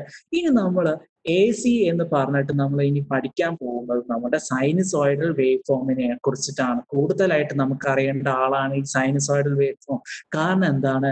നമ്മളുടെ വീടുകളിൽ എത്തുന്ന വോൾട്ടേജ് എന്ന് പറഞ്ഞാൽ നിങ്ങളുടെ KCB സപ്ലൈ എന്ന് പറയുന്നത് സൈനസോയിഡൽ വോൾട്ടേജ് ആണ്. അപ്പൊ നമ്മൾ ആ സൈനസോയിഡൽ വോൾട്ടേജിന്റെ കുറെ ഫീച്ചേഴ്സ് അറിഞ്ഞിരിക്കേണ്ടതുണ്ട്. അപ്പൊ ഫസ്റ്റ് ഫീച്ചറാണ് സൈക്കിൾ എന്ന് പറയുന്നത്. അപ്പൊ സൈക്കിൾ എന്ന് പറഞ്ഞു കഴിഞ്ഞാൽ ഞാൻ നേരത്തെ പറഞ്ഞു, ഇത് സീറോ എന്നുള്ള പോയിന്റ് ആണെന്ന് വിചാരിക്കുക. 0 സെക്കൻഡ്സ് ആണെന്ന് വിചാരിക്കുക. അപ്പൊ 0 സെക്കൻഡ്സിൽ സ്റ്റാർട്ട് ചെയ്യുന്ന വേവ് ഫോം ആണ് ഇത് അല്ലെ, സൈനസോയിഡൽ വേവ് ഫോം ആണ്. അപ്പൊ 0 സെക്കൻഡ് സ്റ്റാർട്ട് ചെയ്തിട്ട് ആദ്യത്തെ T/2 സെക്കൻഡ്സ് നേരം ഉണ്ടാവുന്നത് എന്താണ്? പോസിറ്റീവ് വേവ് ഫോം ആണ് അല്ലെ. ഇതിന് ഞാൻ പോസിറ്റീവ് ഹാഫ് സൈക്കിൾ എന്ന് പറയുണ്ടായി അല്ലെ. ഇതിന് പോസിറ്റീവ് ഹാഫ് സൈക്കിൾ എന്ന് ഞാൻ പറഞ്ഞു.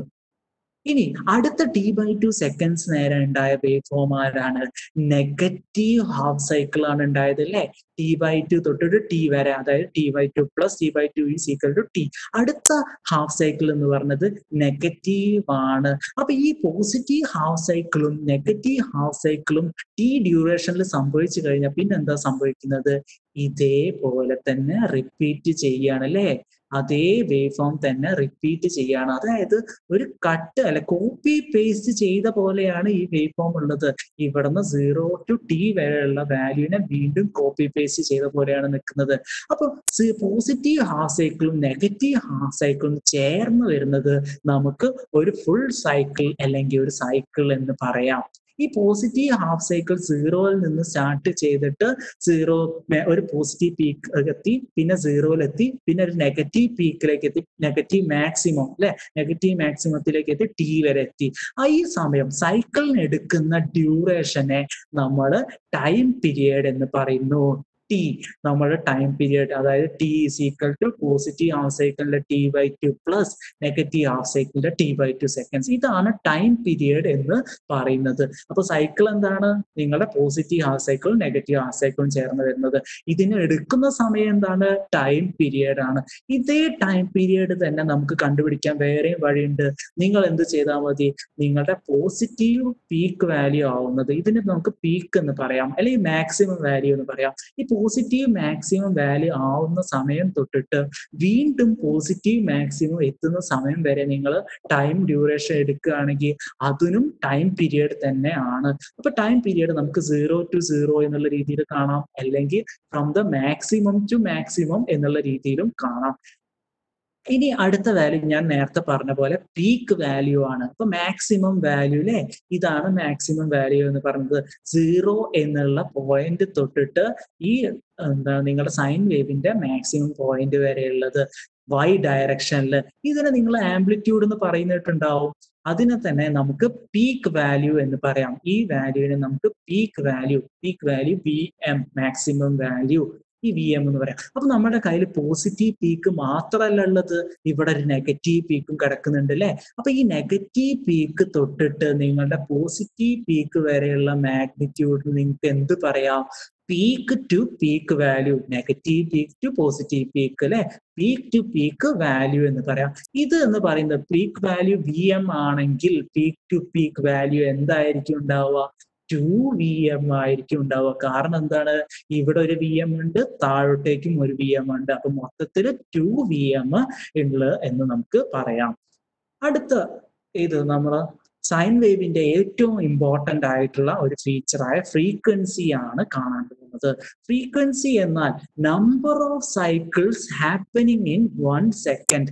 നിങ്ങൾ വേവ് ഫോം വരച്ചു, വേവ് ഫോം വരച്ചിട്ട് നിങ്ങൾ ഒരു എന്താണ് 0 എന്നുള്ള പൊസിഷൻ എടുത്തു, അല്ലെങ്കിൽ അതിന്റെ പീക്ക് പൊസിഷൻ എടുത്തു, എന്നിട്ട് ഒരു സൈക്കിള് എണ്ണി നോക്കി, വീണ്ടും നിങ്ങൾ അടുത്ത സൈക്കിൾ നോക്കി, അങ്ങനെ നിങ്ങൾ എണ്ണി ഒരു സെക്കൻഡിന്റെ അകത്ത് എത്ര സൈക്കിൾ ഉണ്ട് എന്ന് എണ്ണി നോക്കുന്നു. അങ്ങനെ എണ്ണി നോക്കിയാൽ കിട്ടുന്ന നമ്പർ ഓഫ് സൈക്കിൾസ്, ഒരു സെക്കൻഡിന്റെ അകത്തുള്ള നമ്പർ ഓഫ് സൈക്കിൾസ്, എത്ര സൈക്കിൾ ഉണ്ട്, അതിനെ നമ്മൾ സൈൻ വേവിന്റെ ഫ്രീക്വൻസി എന്ന് പറയാം. ഫ്രീക്വൻസി എഫ് എന്ന് പറഞ്ഞിട്ട് രേഖപ്പെടുത്താം. അപ്പൊ നമുക്ക് ഈ എക്സാമ്പിളിൽ നോക്കാം എന്താണ് ഇവിടെ കാണുന്ന സൈൻ വേവിന്റെ ഫ്രീക്വൻസി എന്ന് നോക്കാം. നിങ്ങൾ 1 സെക്കൻഡ് ഇവിടെ ടൈം ഡ്യൂറേഷൻ ഞാൻ രേഖപ്പെടുത്തിയിട്ടുണ്ട് അല്ലെ, 0 to 1 വരെ ഉണ്ട്. ഇവിടെ നമുക്ക് പീക്കിലാണ് നിങ്ങളുടെ സൈൻ വേവ് സ്റ്റാർട്ട് ചെയ്തിരിക്കുന്നത് കാണാം. അപ്പൊ പോസിറ്റീവ് പീക്ക് തൊട്ടിട്ട് നിങ്ങൾ ഇവിടെ വീണ്ടും പോസിറ്റീവ് പീക്ക് വരെ എത്തുന്നതിന് ഒരു സൈക്കിൾ എന്ന് രേഖപ്പെടുത്തി. ഒരു സൈക്കിൾ എന്ന് പറഞ്ഞു കഴിഞ്ഞാൽ ഒരു ടൈം പീരിയഡ് ആണ് അവിടെ നടന്നിട്ടുള്ളത്, ഒരു ടി ആണ് നടന്നിട്ടുള്ളത്. അപ്പൊ ടി ഇവിടെ ഉണ്ടായി. വീണ്ടും ഒരു സൈക്കിളും കൂടി പോസിറ്റീവ് പീക്ക് തൊട്ടിട്ട് അടുത്ത പോസിറ്റീവ് പീക്ക് വരെ നിങ്ങൾക്ക് എടുക്കാം. ഇത് അടുത്ത ടൈം പീരിയഡ് അല്ലെ, ഒരു സൈക്കിളിന് എടുക്കുന്ന ടൈമാണ് ടി എന്ന് പറയുന്നത്. അപ്പൊ ഇവിടെ ഒരു ടൈം പീരിയഡ് ഉണ്ടായി, ഇവിടെയും ഒരു ടൈം പീരിയഡ്, സെക്കൻഡ്സ് കടന്നുപോയി. ഇനി ഈ പോസിറ്റീവ് പീക്ക് തൊട്ടിട്ട് നമുക്ക് അടുത്ത പോസിറ്റീവ് പീക്ക് വരെ എടുക്കാം. അപ്പൊ വീണ്ടും ടി എന്ന് പറഞ്ഞ സെക്കൻഡ് കടന്നുപോയി. ഇവിടെ നിന്ന് വീണ്ടും പോസിറ്റീവ് പീക്ക് തൊട്ടിട്ട് അടുത്ത പോസിറ്റീവ് പീക്ക് വരെ എടുത്തപ്പോൾ ഒരു ടി എന്നുള്ള ടൈം ഡ്യൂറേഷനും നടന്നു. അതായത് ഒരു സെക്കൻഡിന്റെ അകത്തുള്ള നമ്പർ ഓഫ് സൈക്കിൾസ് എന്ന് പറഞ്ഞാൽ നമുക്ക് എഫ് ആണെന്ന് അറിയാം അല്ലെ. എഫിന് ഇവിടെ നമ്മുടെ ഫ്രീക്വൻസി എത്രയാണ്, എത്ര സൈക്കിൾസ് ഉണ്ട്, 1, 2, 3, 4 സൈക്കിൾസ് ഉണ്ടായിട്ടുണ്ട്. ആ 4 സൈക്കിൾസിന്റെ ടൈം പീരിയഡ്, ഈ ടൈം പീരിയഡ് എല്ലാം ആഡ് ചെയ്ത് കഴിഞ്ഞാൽ നിങ്ങൾക്ക് എന്ത് കിട്ടും, 4t എന്ന് കിട്ടും അല്ലെ. ഈ ടൈം പീരിയഡ് എല്ലാം ആഡ് ചെയ്യാം. ഇവിടെ ഒരു ടി ഉണ്ട്, ഡ്യൂറേഷൻ ഉണ്ട്, വീണ്ടും ഒരു ടി ഡ്യൂറേഷൻ ഉണ്ട്, ടി എന്ന് പറഞ്ഞ ഡ്യൂറേഷൻ ഉണ്ട്, അഗെയിൻ ടി ഡ്യൂറേഷൻ ഉണ്ട്. അപ്പൊ 4t ചേർന്ന് ചെയ്താൽ നിങ്ങൾക്ക് കിട്ടുന്ന ടൈം പീരിയഡ് എത്രയാണ്, 1 സെക്കൻഡ് ആണ് അല്ലെ. ഈ 4 എന്ന് പറഞ്ഞത് എന്താണ്, number of cycles happening in 1 second ആണ്. ഒരു സെക്കൻഡിന്റെ അകത്ത് നടന്ന നമ്പർ ഓഫ് സൈക്കിൾസ് ആണ്. അതായത് എഫ് ആണ്, ഫ്രീക്വൻസി ആണ്. അപ്പൊ എഫ് ഇൻറ്റു ടൈം പീരിയഡ് നിങ്ങൾക്ക് എപ്പോഴും എന്തായിരിക്കും കിട്ടുന്നുണ്ടാവുക, 1 സെക്കൻഡ് ആയിരിക്കും കിട്ടുന്നുണ്ടാവുക. അപ്പൊ ടി എന്താണ്, ടി ഈക്വൽ ടു 1 ഫ്രീക്വൻസി, അല്ലെങ്കിൽ എഫ് ഈക്വൽ ടു 1/t. ഈ റിലേഷൻ നിങ്ങൾ മറക്കാതെ ഓർമ്മിച്ച് വെക്കുക, കാരണം ഇത് നിങ്ങൾക്ക് എപ്പോഴും ഉപയോഗപ്രദമായിട്ടുള്ള ഒരു ഇക്വേഷൻ ആണ്, എഫ് ഈക്വൽ ടു 1/t. അപ്പൊ ഫ്രീക്വൻസി എന്താന്ന് നിങ്ങൾ കണ്ടു. ഫ്രീക്വൻസിയിൽ നിന്ന് നമ്മൾ ആംഗുലാർ ഫ്രീക്വൻസി ഒമേഗയിലേക്ക് നോക്കാം. നിങ്ങൾ ഫിസിക്സിൽ ടോർക്ക് ഒക്കെ പഠിച്ചിട്ടുണ്ടെങ്കിൽ നിങ്ങൾ സ്വാഭാവികമായിട്ട് ഒമേഗ എന്നുള്ള ഒരു ടേം പഠിച്ചിട്ടുണ്ടായിരിക്കും. ആംഗുലാർ ഫ്രീക്വൻസി റൊട്ടേറ്ററി മോഷനോട് റിലേറ്റ് ചെയ്തിരിക്കുന്ന കാര്യമാണ്. അപ്പൊ omega is equal to 2πf എന്നുള്ളത് നമ്മൾ ഫിസിക്സിൽ പഠിച്ചിട്ട് okay. Omega is equal to 2πf എന്നുള്ളത് നമുക്ക് ഓൾറെഡി നമ്മൾ പഠിച്ചിട്ടുള്ള കാര്യമാണ്, നിങ്ങളുടെ ഫിസിക്സിൽ പഠിച്ചിട്ടുള്ള കാര്യമാണ്. അപ്പൊ നമുക്ക് ഈ ഒമേഗ നിങ്ങളുടെ സൈൻ വേവിലും ഉണ്ട് ആംഗുലാർ ഫ്രീക്വൻസി എന്ന് പറയുന്നത്. നമ്മളുടെ സൈൻ വേവിന്റെ ഫ്രീക്വൻസി എഫ് അല്ലേ, ഇൻറ്റു 2π ചെയ്ത് കഴിഞ്ഞാൽ നിങ്ങൾക്ക് സൈൻ വേവിന്റെ ആംഗുലാർ ഫ്രീക്വൻസി കിട്ടും, റേഡിയൻസ് പെർ സെക്കൻഡിൽ.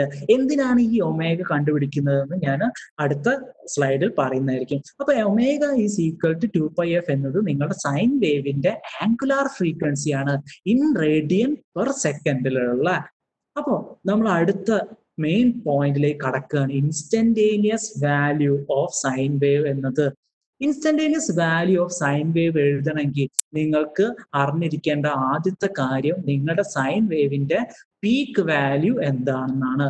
ഈ Vm നിങ്ങൾക്ക് അറിഞ്ഞിരിക്കണം, പീക്ക് വാല്യൂ എന്താണെന്ന് അറിഞ്ഞിരിക്കണം. പിന്നെ അറിഞ്ഞിരിക്കേണ്ട ആളാണ് നിങ്ങളുടെ ഒമേഗ എന്ന് പറയുന്നത്, നേരത്തെ ഞാൻ ഇൻട്രൊഡ്യൂസ് ചെയ്ത angular frequency omega. Omega is equal to 2πf.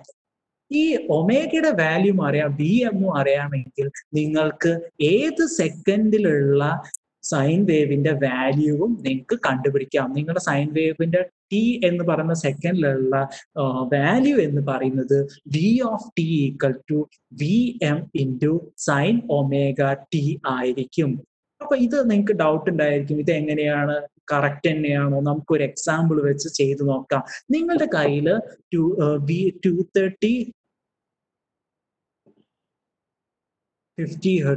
Volt 50 ഹെർട്സിലുള്ള ഒരു സൈൻ വേവ് ഉണ്ടെന്ന് വിചാരിക്കാം. ലെറ്റ്സ് സേ 230യുടെ വാല്യൂ എന്ന് പറയുന്നത് നമുക്ക് 230 ഈക്വൽ ടു വി എം ആണെന്ന് ഇപ്പൊ നമുക്ക് വിചാരിക്കാം. പിന്നീട് ഞാൻ പറഞ്ഞുതരാം, ഈ 230 എന്നുള്ളത് നിങ്ങളുടെ സൈൻ വേവിന്റെ വേറൊരു വാല്യൂ ആണ്, പീക്ക് വാല്യൂ അല്ല കാണിക്കുന്നത്. പക്ഷെ ഇപ്പൊ നിങ്ങൾ വി എം എന്നുള്ള 230 ആണെന്ന് വിചാരിക്കാം. 230 ആണ് വി എം എന്നുള്ള വാല്യൂ എന്ന് വിചാരിക്കാം. 230 എന്നുള്ള വാല്യൂ ഉണ്ട്, മാക്സിമം വാല്യൂ. ഇത് പറയുന്നത് നിങ്ങളുടെ മൊത്തം എന്ന് പറഞ്ഞത് ടൈം പീരിയഡ് ആണ്, ടി ആണ്. ടൈം പീരിയഡ് ടി ആണ്. ടി എന്ന് പറഞ്ഞത് നിങ്ങൾ എന്തായിരിക്കും ടൈം പീരിയഡ്? ഒരു സൈൻ വേവിന്റെ ഫുൾ ടൈം പീരിയഡ് നമുക്കറിയാം 2π എന്ന് പറയുന്ന ആംഗിൾ ആയിരിക്കും. 360 ആംഗിൾ ആണ് ഒരു സൈൻ വേവിന്റെ ഫുൾ വേവ് എടുക്കുന്ന ആംഗിൾ എന്ന് നമുക്കറിയാം. ടി ഈക്വൽ ടു 2π ആണ്. ഈ ഹാഫ് വേവ് നടക്കുന്നത് പൈ എന്ന് പറഞ്ഞിരിക്കുന്ന ഡിഗ്രീസിലായിരിക്കും, റേഡിയൻസിലായിരിക്കും നടന്നിട്ടുണ്ടാവുക. നിങ്ങളുടെ മാക്സിമം വാല്യൂ നടന്നത് എപ്പോഴായിരിക്കും? π/2 അല്ലെ? നിങ്ങളുടെ സൈൻ വേവ് π/2 എന്നുള്ള ആംഗിളിൽ എത്തുമ്പോഴായിരിക്കും സൈനിന് മാക്സിമം വാല്യൂ ഉള്ളത്. അപ്പൊ നമ്മൾ ഓൾറെഡി ചിത്രം വരച്ചിട്ട് 230 വോൾട്ട് കിട്ടുന്നത് π/2 എന്ന് പറയുന്ന ആംഗിളിലാണ് കണ്ടുപിടിച്ചു. ഇനി നിങ്ങൾക്ക് ടി എന്ന് പറയുന്നത് ഈ 50 ഹെർട്സ് സൈൻ വേവിന്റെ ടൈം പീരിയഡ് എന്തായിരിക്കും? ടി ഈക്വൽ ടു 1/50, അതായത് 20 മില്ലി സെക്കൻഡ്സ് ആയിരിക്കും. അപ്പൊ ടി പറഞ്ഞത് ഇവിടെ 20 മില്ലി സെക്കൻഡ്സ് ആണ്. ഇവിടെ പൈ നടന്നത് t/2ലാണ്. അപ്പൊ t/2 എന്ന് പറഞ്ഞാൽ 10 മില്ലി സെക്കൻഡ്സിലാണ്. വീണ്ടും π/2 എന്ന് പറയുന്നത് ഈ t/2ന്റെ ഹാഫ് ആണ്. അപ്പൊ ഇത് 5 മില്ലി സെക്കൻഡ്സിലാണ്. അപ്പൊ എന്റെ ചോദ്യം, വി ഓഫ് 5 മില്ലി സെക്കൻഡ്സ് നിങ്ങൾ ഇക്വേഷൻ വെച്ചിട്ട് കണ്ടുപിടിക്കുക എന്നുള്ളതാണ്. വി ഓഫ് 5 മില്ലി സെക്കൻഡ് നിങ്ങൾ ചിത്രം വരച്ചപ്പോൾ 5 മില്ലി സെക്കൻഡിൽ π/2 ആംഗിൾ ആണ്. അതുകൊണ്ട് പീക്ക് വാല്യൂ ആയ 230 തന്നെ കിട്ടണമെന്ന് മനസ്സിലായി. ഇനി നമ്മൾ ഇക്വേഷനിലൊന്ന് സബ്സ്റ്റിറ്റ്യൂട്ട് ചെയ്ത് നോക്കിയാലോ? വി എം പറയുന്നത് പീക്ക് വാല്യൂ ആണ്, 230 ആണ്. സൈൻ ആയി. ഒമേഗയുടെ വാല്യൂ 2π ഇൻറ്റു എഫ് എന്ന് പറഞ്ഞ ബൈ ടി ആണ് അല്ലെ? അല്ലെങ്കിൽ എഫ് എന്നുള്ള വാല്യൂ ഞാൻ ഒരു കാര്യം ചെയ്യാം, നിങ്ങളുടെ ഫ്രീക്വൻസി തന്നെ ഇൻക്ലൂഡ് ചെയ്യാം. ഇവിടെ തൽക്കാലം ഇവിടെ /t എന്ന് കിടന്നോട്ടെ. എന്നിട്ട് നമ്മൾ അടുത്ത സ്റ്റെപ്പിൽ ഫ്രീക്വൻസി തന്നെ ഇൻക്ലൂഡ് ചെയ്യാം. 230 into sine into 2π into frequency 1/t എന്ന് പറഞ്ഞ ഫ്രീക്വൻസിയിലെ F equal to 50 hertz into time എത്രയാണ്? 5 മില്ലി സെക്കൻഡ്. 5/1000 ആണ് മില്ലി സെക്കൻഡ് എന്ന് പറയുന്നത്. അപ്പൊ 5 ഇൻറ്റു 50 250 ആണ്. 250 ഡിവൈഡഡ് ബൈ 1000 എന്ന് പറഞ്ഞു കഴിഞ്ഞാൽ ഇത് 1/4 ആണ്. അപ്പൊ 230 ഇൻറ്റു സൈൻ π/2 എന്ന് കിട്ടിയില്ലേ? 2/4 π/2 ആണ്. അപ്പൊ സൈൻ π/2 1 തന്നെയാണ്. അപ്പൊ 230 കിട്ടി. അതായത് ഇവിടെ നമുക്ക് ഒമേഗ ടി ചെയ്തപ്പോ ആംഗിൾ ആണ് കിട്ടിയത്. ഈ സമയത്തുള്ള ടി എന്ന് പറയുന്ന സെക്കൻഡിലെ ആംഗിൾ ആണ് നിങ്ങൾ ഒമേഗ ടി ചെയ്ത് കഴിഞ്ഞാൽ കിട്ടുക. കാരണം ഒമേഗ എന്ന് പറയുന്നത് റേഡിയൻസ് പെർ സെക്കൻഡിലുള്ള ആളാണ്. ഇൻറ്റു സെക്കൻഡ് കൊണ്ട് മൾട്ടിപ്ലൈ ചെയ്ത് കഴിഞ്ഞാൽ കിട്ടുക നിങ്ങൾക്ക് ആംഗിൾ ആയ റേഡിയൻസ് ആയിരിക്കും കിട്ടുന്നുണ്ടായിരിക്കുക. ഇവിടെ നിങ്ങൾക്ക് π/2 കിട്ടിയ പോലെ. അപ്പൊ ഇൻസ്റ്റന്റേനിയസ് വാല്യൂ കണ്ടുപിടിക്കുകയാണെങ്കിൽ നിങ്ങൾ എന്ത് ചെയ്താൽ മതി? Equal to V M sine omega T ചെയ്താൽ മതി. V of T equal to V M sine omega T. ഇതാണ് ഇൻസ്റ്റന്റേനിയസ് വാല്യൂ എന്നുള്ള കൺസെപ്റ്റ്. അപ്പൊ നമ്മൾ വോൾട്ടേജ് ആയി നമ്മുടെ സർക്യൂട്ടിൽ, നേരത്തെ സർക്യൂട്ടിൽ നിങ്ങളൊരു സൈനസോയിഡൽ വോൾട്ടേജ് അപ്ലൈ ചെയ്തു അല്ലെ? സൈനസോയിഡൽ വോൾട്ടേജ് അപ്ലൈ ചെയ്തു. അപ്പോ സൈനസോയിഡൽ വോൾട്ടേജ് അപ്ലൈ ചെയ്തപ്പോൾ ഒരു സൈനസോയിഡൽ കറണ്ട് ഉണ്ടായി. ഇങ്ങനെ നിങ്ങളുടെ കയ്യിലുള്ള സർക്യൂട്ടിൽ ഒന്നിൽ കൂടുതൽ വേവ് ഫോം, അതായത് 2ഓ അതിന് മുകളിലോ വേവ് ഫോം ഉണ്ടെങ്കിൽ നിങ്ങൾ പുതിയ ഒരാളെ കുറിച്ച് ചിന്തിക്കേണ്ടിയിരിക്കുന്നു. അയാളാണ് ഫേസ് ഷിഫ്റ്റ് എന്ന് പറയുന്നത്. അപ്പൊ എന്താണ് phase shift? How far the waveform is shifted horizontally from the usual position എന്നതാണ് ഫേസ് ഷിഫ്റ്റ് കൊണ്ട് ഉദ്ദേശിക്കുന്നത്. നിങ്ങളുടെ കയ്യിൽ വോൾട്ടേജ് ഉണ്ട്, ആ വോൾട്ടേജ് സ്റ്റാർട്ട് ചെയ്യുന്നത് നിങ്ങൾ 0 ആണെന്ന് എടുത്തു അല്ലെ. ഈ വോൾട്ടേജ് സ്റ്റാർട്ട് ചെയ്യുന്നത് 0 എന്ന് പറയുന്ന സമയത്താണ്, 0 എന്ന് പറയുന്ന ആംഗിളിലാണ്. നിങ്ങളുടെ സർക്യൂട്ടിൽ ഒരു കറണ്ട് ഉണ്ടെന്ന് വിചാരിക്കുക. ഈ കറണ്ട് 0 എന്ന് പറയുന്ന സെക്കൻഡിലല്ല സ്റ്റാർട്ട് ചെയ്യുന്നത്, പകരം ഒരു ടി എന്ന് പറഞ്ഞിരിക്കുന്ന സെക്കൻഡിലാണല്ലേ സ്റ്റാർട്ട് ചെയ്തത്. ഈ ടിക്ക് കറസ്പോണ്ടിങ് ആയിട്ട് ഒമേഗ ടി എന്ന് പറയുന്ന ഒരു ആംഗിൾ ഉണ്ടായിരിക്കും. Let's say that angle is 5 എന്ന് പറഞ്ഞിരിക്കുന്ന ആംഗിളിലാണ് നിങ്ങളുടെ കറണ്ട് സ്റ്റാർട്ട് ചെയ്തിരിക്കുന്നത്. അപ്പൊ നിങ്ങൾ മനസ്സിലാക്കേണ്ടത് എന്താണ്, യൂഷ്വൽ ആയിട്ട് നിങ്ങൾക്ക് അറിയുന്ന പൊസിഷൻ 0-യിൽ നിന്ന് ഒരു വോൾട്ടേജ് അല്ലെങ്കിൽ ഒരു കറണ്ട് വേവ് ഫോം സ്റ്റാർട്ട് ചെയ്യണം എന്നാണ് നിങ്ങൾ പഠിച്ചിട്ടുള്ളത്. പക്ഷേ നിങ്ങളുടെ കയ്യിലുള്ള കറണ്ട് 5 എന്ന് പറഞ്ഞിരിക്കുന്ന ആംഗിളിലാണ് സ്റ്റാർട്ട് ചെയ്തിരിക്കുന്നത്, 0 എന്ന് പറയുന്ന ആംഗിളിലല്ല സ്റ്റാർട്ട് ചെയ്തിരിക്കുന്നത്. കറണ്ടിന്റെ 0 വാല്യൂ എന്നുള്ളത് 5 എന്ന് പറഞ്ഞൊരു ആംഗിളിലാണ്. ഈ ആംഗിൾ 5 എന്ന് പറഞ്ഞൊരു ആംഗിളിലാണ്, അല്ലെങ്കിൽ ടി എന്ന് പറഞ്ഞൊരു സെക്കൻഡ്സിലാണ് നിങ്ങളുടെ 0 സ്റ്റാർട്ട് ചെയ്തിട്ടുള്ളത്. അങ്ങനെയാണെങ്കിൽ ഇവിടെ കറണ്ടിന് ഒരു ഫേസ് ഷിഫ്റ്റ് സംഭവിച്ചിരിക്കുന്നു നിങ്ങളുടെ വോൾട്ടേജ് വേവ് ഫോമിൽ നിന്ന്. അപ്പൊ വോൾട്ടേജ് വേവ് ഫോം ആണ് നിങ്ങൾ റെഫറൻസ് ആയി എടുക്കുന്നത്. 0-യിൽ നിന്ന് സ്റ്റാർട്ട് ചെയ്യുന്ന വേവ് ഫോമിനെ നിങ്ങൾ റെഫറൻസ് വേവ് ഫോം എന്ന് പറഞ്ഞെടുക്കുന്നു. ആ റെഫറൻസ് വേവ് ഫോമിൽ നിന്ന് ഹൊറിസോണ്ടലി എത്ര ഡിസ്പ്ലേസ്മെന്റ് നിങ്ങളുടെ കറണ്ട് വേവ് ഫോമിനുണ്ട് അല്ലെങ്കിൽ വേറൊരു വേവ് ഫോമിനുണ്ട്, അതാണ് ആ വേവ് ഫോമിന്റെ ഫേസ് ഷിഫ്റ്റ് എന്ന് പറയുന്നത്. അപ്പൊ ഫേസ് ഷിഫ്റ്റ് നിങ്ങൾക്ക് ചിലപ്പോൾ ഈ ഡയറക്ഷനിൽ എടുക്കാം. ഫേസ് ഷിഫ്റ്റ് ചിലപ്പോൾ നിങ്ങളുടെ എക്സ് ആക്സിസിന്റെ അല്ലെങ്കിൽ ഈ വൈ ആക്സിസിന്റെ റൈറ്റ് സൈഡിലായിരിക്കും ഉണ്ടായിട്ടുണ്ടാവുക, അല്ലെങ്കിൽ ഒരു പക്ഷേ അത് ലെഫ്റ്റ് സൈഡിലായിരിക്കും ഉണ്ടായിട്ടുണ്ടാവുക. ഇങ്ങനെ ലെഫ്റ്റ് സൈഡിലും റൈറ്റ് സൈഡിലും ഫേസ് ഷിഫ്റ്റ് ഉണ്ടാവുന്നതിനനുസരിച്ച് നമ്മൾ പുതിയ 2 ടേംസിനെ ഇൻട്രൊഡ്യൂസ് ചെയ്യാൻ പോവുകയാണ്, lagging wave form and leading wave form. ഇവിടെ നേരത്തെ പോലെ തന്നെ കറണ്ട് വേവ് ഫോം, ഇത് വോൾട്ടേജ് വേവ് ഫോം ആണ്, ബ്ലൂ കളറിലുള്ളത്, റെഡ് കളറിലുള്ളത് കറണ്ട് വേവ് ഫോം ആണ്. ഇത് 5 എന്ന് പറഞ്ഞിരിക്കുന്ന ഒരു ആംഗിൾ വ്യത്യാസം കഴിഞ്ഞതിന് ശേഷമാണ് സ്റ്റാർട്ട് ചെയ്തിരിക്കുന്നത് നമുക്ക് കാണാം. ഇവിടെ ഇങ്ങനെ റൈറ്റ് സൈഡിലേക്ക്, വൈ ആക്സിസിന്റെ റൈറ്റ് സൈഡിലാണ് സ്റ്റാർട്ട് ചെയ്യുന്നതെങ്കിൽ, 0-യിലല്ല, പകരം അതിന്റെ റൈറ്റ് സൈഡിൽ നിന്നാണ് നിങ്ങളുടെ വേവ് ഫോം സ്റ്റാർട്ട് ചെയ്യുന്നതെങ്കിൽ നിങ്ങളുടെ വേവ് ഫോമിനെ നമ്മൾ എന്ത് പറയും, ലാഗിങ് വേവ് ഫോം എന്ന് പറയും. നിങ്ങളുടെ വോൾട്ടേജ് വേവ് ഫോം ആയ റെഫറൻസ് വേവ് ഫോമിനുമായി ഈ കറണ്ട് വേവ് ഫോം ലാഗ് ചെയ്യുന്നുണ്ടെന്ന് വേണം മനസ്സിലാക്കാൻ. അപ്പൊ ഇത് മനസ്സിലാക്കാൻ നിങ്ങൾ ഒരു എളുപ്പ വഴിയുണ്ട്. ആ എളുപ്പ വഴി ഞാൻ പറഞ്ഞുതരാം. ഈ വൈ ആക്സിസ് നിങ്ങളുടെ ഒരു റേസ് കോഴ്സ് ആണെന്ന് വിചാരിക്കുക. റേസ് നിങ്ങളുടെ 100 മീറ്റർ റേസ് ആണ് നടക്കുന്നതെന്ന് വിചാരിക്കുക. ഇവിടെ സ്റ്റാർട്ടിംഗ് പൊസിഷൻ ഉണ്ടെന്ന് വിചാരിക്കുക. ഈ 0 എന്ന് പറയുന്നത് നിങ്ങളുടെ റേസിന്റെ മിഡ് പോയിന്റ് ആണ്. 100 മീറ്റർ റേസ് ആണെങ്കിൽ അതിന്റെ 50 മീറ്റർ ആണ് 0 എന്ന് പറയുന്നത്. ഇത് ഫിനിഷ് ലൈൻ ആണെന്ന് വിചാരിക്കുക. നിങ്ങളുടെ വോൾട്ടേജും കറണ്ടും കൂടി ഒരു റേസ് നടത്തിക്കൊണ്ടിരിക്കുകയാണ്. നോക്കിയേ, ഈ ഡോട്ട് എന്ന് പറഞ്ഞാൽ കറണ്ട് ആണ്, ഈ ഡോട്ട് കറണ്ട് ആണ്, ഈ ഡോട്ട് എന്ന് പറയുന്നത് വോൾട്ടേജ് ആണ്. ഈ റേസിൽ ആരാണ് മുന്നിട്ട് നിൽക്കുന്നത്? വോൾട്ടേജ് ആണെന്ന് കാണാം അല്ലെ. വോൾട്ടേജ് 0 എന്നുള്ള പോയിന്റിൽ നിൽക്കുകയാണ്, കറണ്ട് മൈനസ് എന്നുള്ള പോയിന്റിൽ നിൽക്കുകയാണ്. വൈ ആക്സിസിൽ നോക്കുമ്പോൾ ഫിനിഷിന്റെ തൊട്ടടുത്ത് നിൽക്കുന്നത് നിങ്ങളുടെ വോൾട്ടേജ് വേവ് ഫോം ആണ്. അതുകൊണ്ട് തന്നെ വോൾട്ടേജ് ലീഡ് ചെയ്യാണ്. നമ്മൾ റെഫറൻസിന്റെ ബേസിലായിരിക്കില്ല, റെഫറൻസ് വോൾട്ടേജിന്റെ ബേസിലായിരിക്കില്ല ലാഗിംഗ് ആണോ ലീഡ് ചെയ്യുന്ന പറയുക. പകരം നമ്മൾ ഏത് കറണ്ട് അല്ലെങ്കിൽ ഏത് വോൾട്ടേജ് ആണോ റെഫറൻസ് വേവ് ഫോമിനോട് കമ്പയർ ചെയ്യുന്നത് അതിന്റെ ബേസിലാണ്. ഇവിടെ നോക്കുമ്പോൾ കറണ്ട് വേവ് ഫോമിനെയാണ് നമ്മൾ കമ്പയർ ചെയ്യുന്നത്. ഈ കറണ്ട് വേവ് ഫോം ലാഗ് ചെയ്തിരിക്കുകയാണ് അല്ലെ ഈ റേസിൽ. അപ്പൊ ഇത് ലാഗിംഗ് വേവ് ഫോം ആണ്.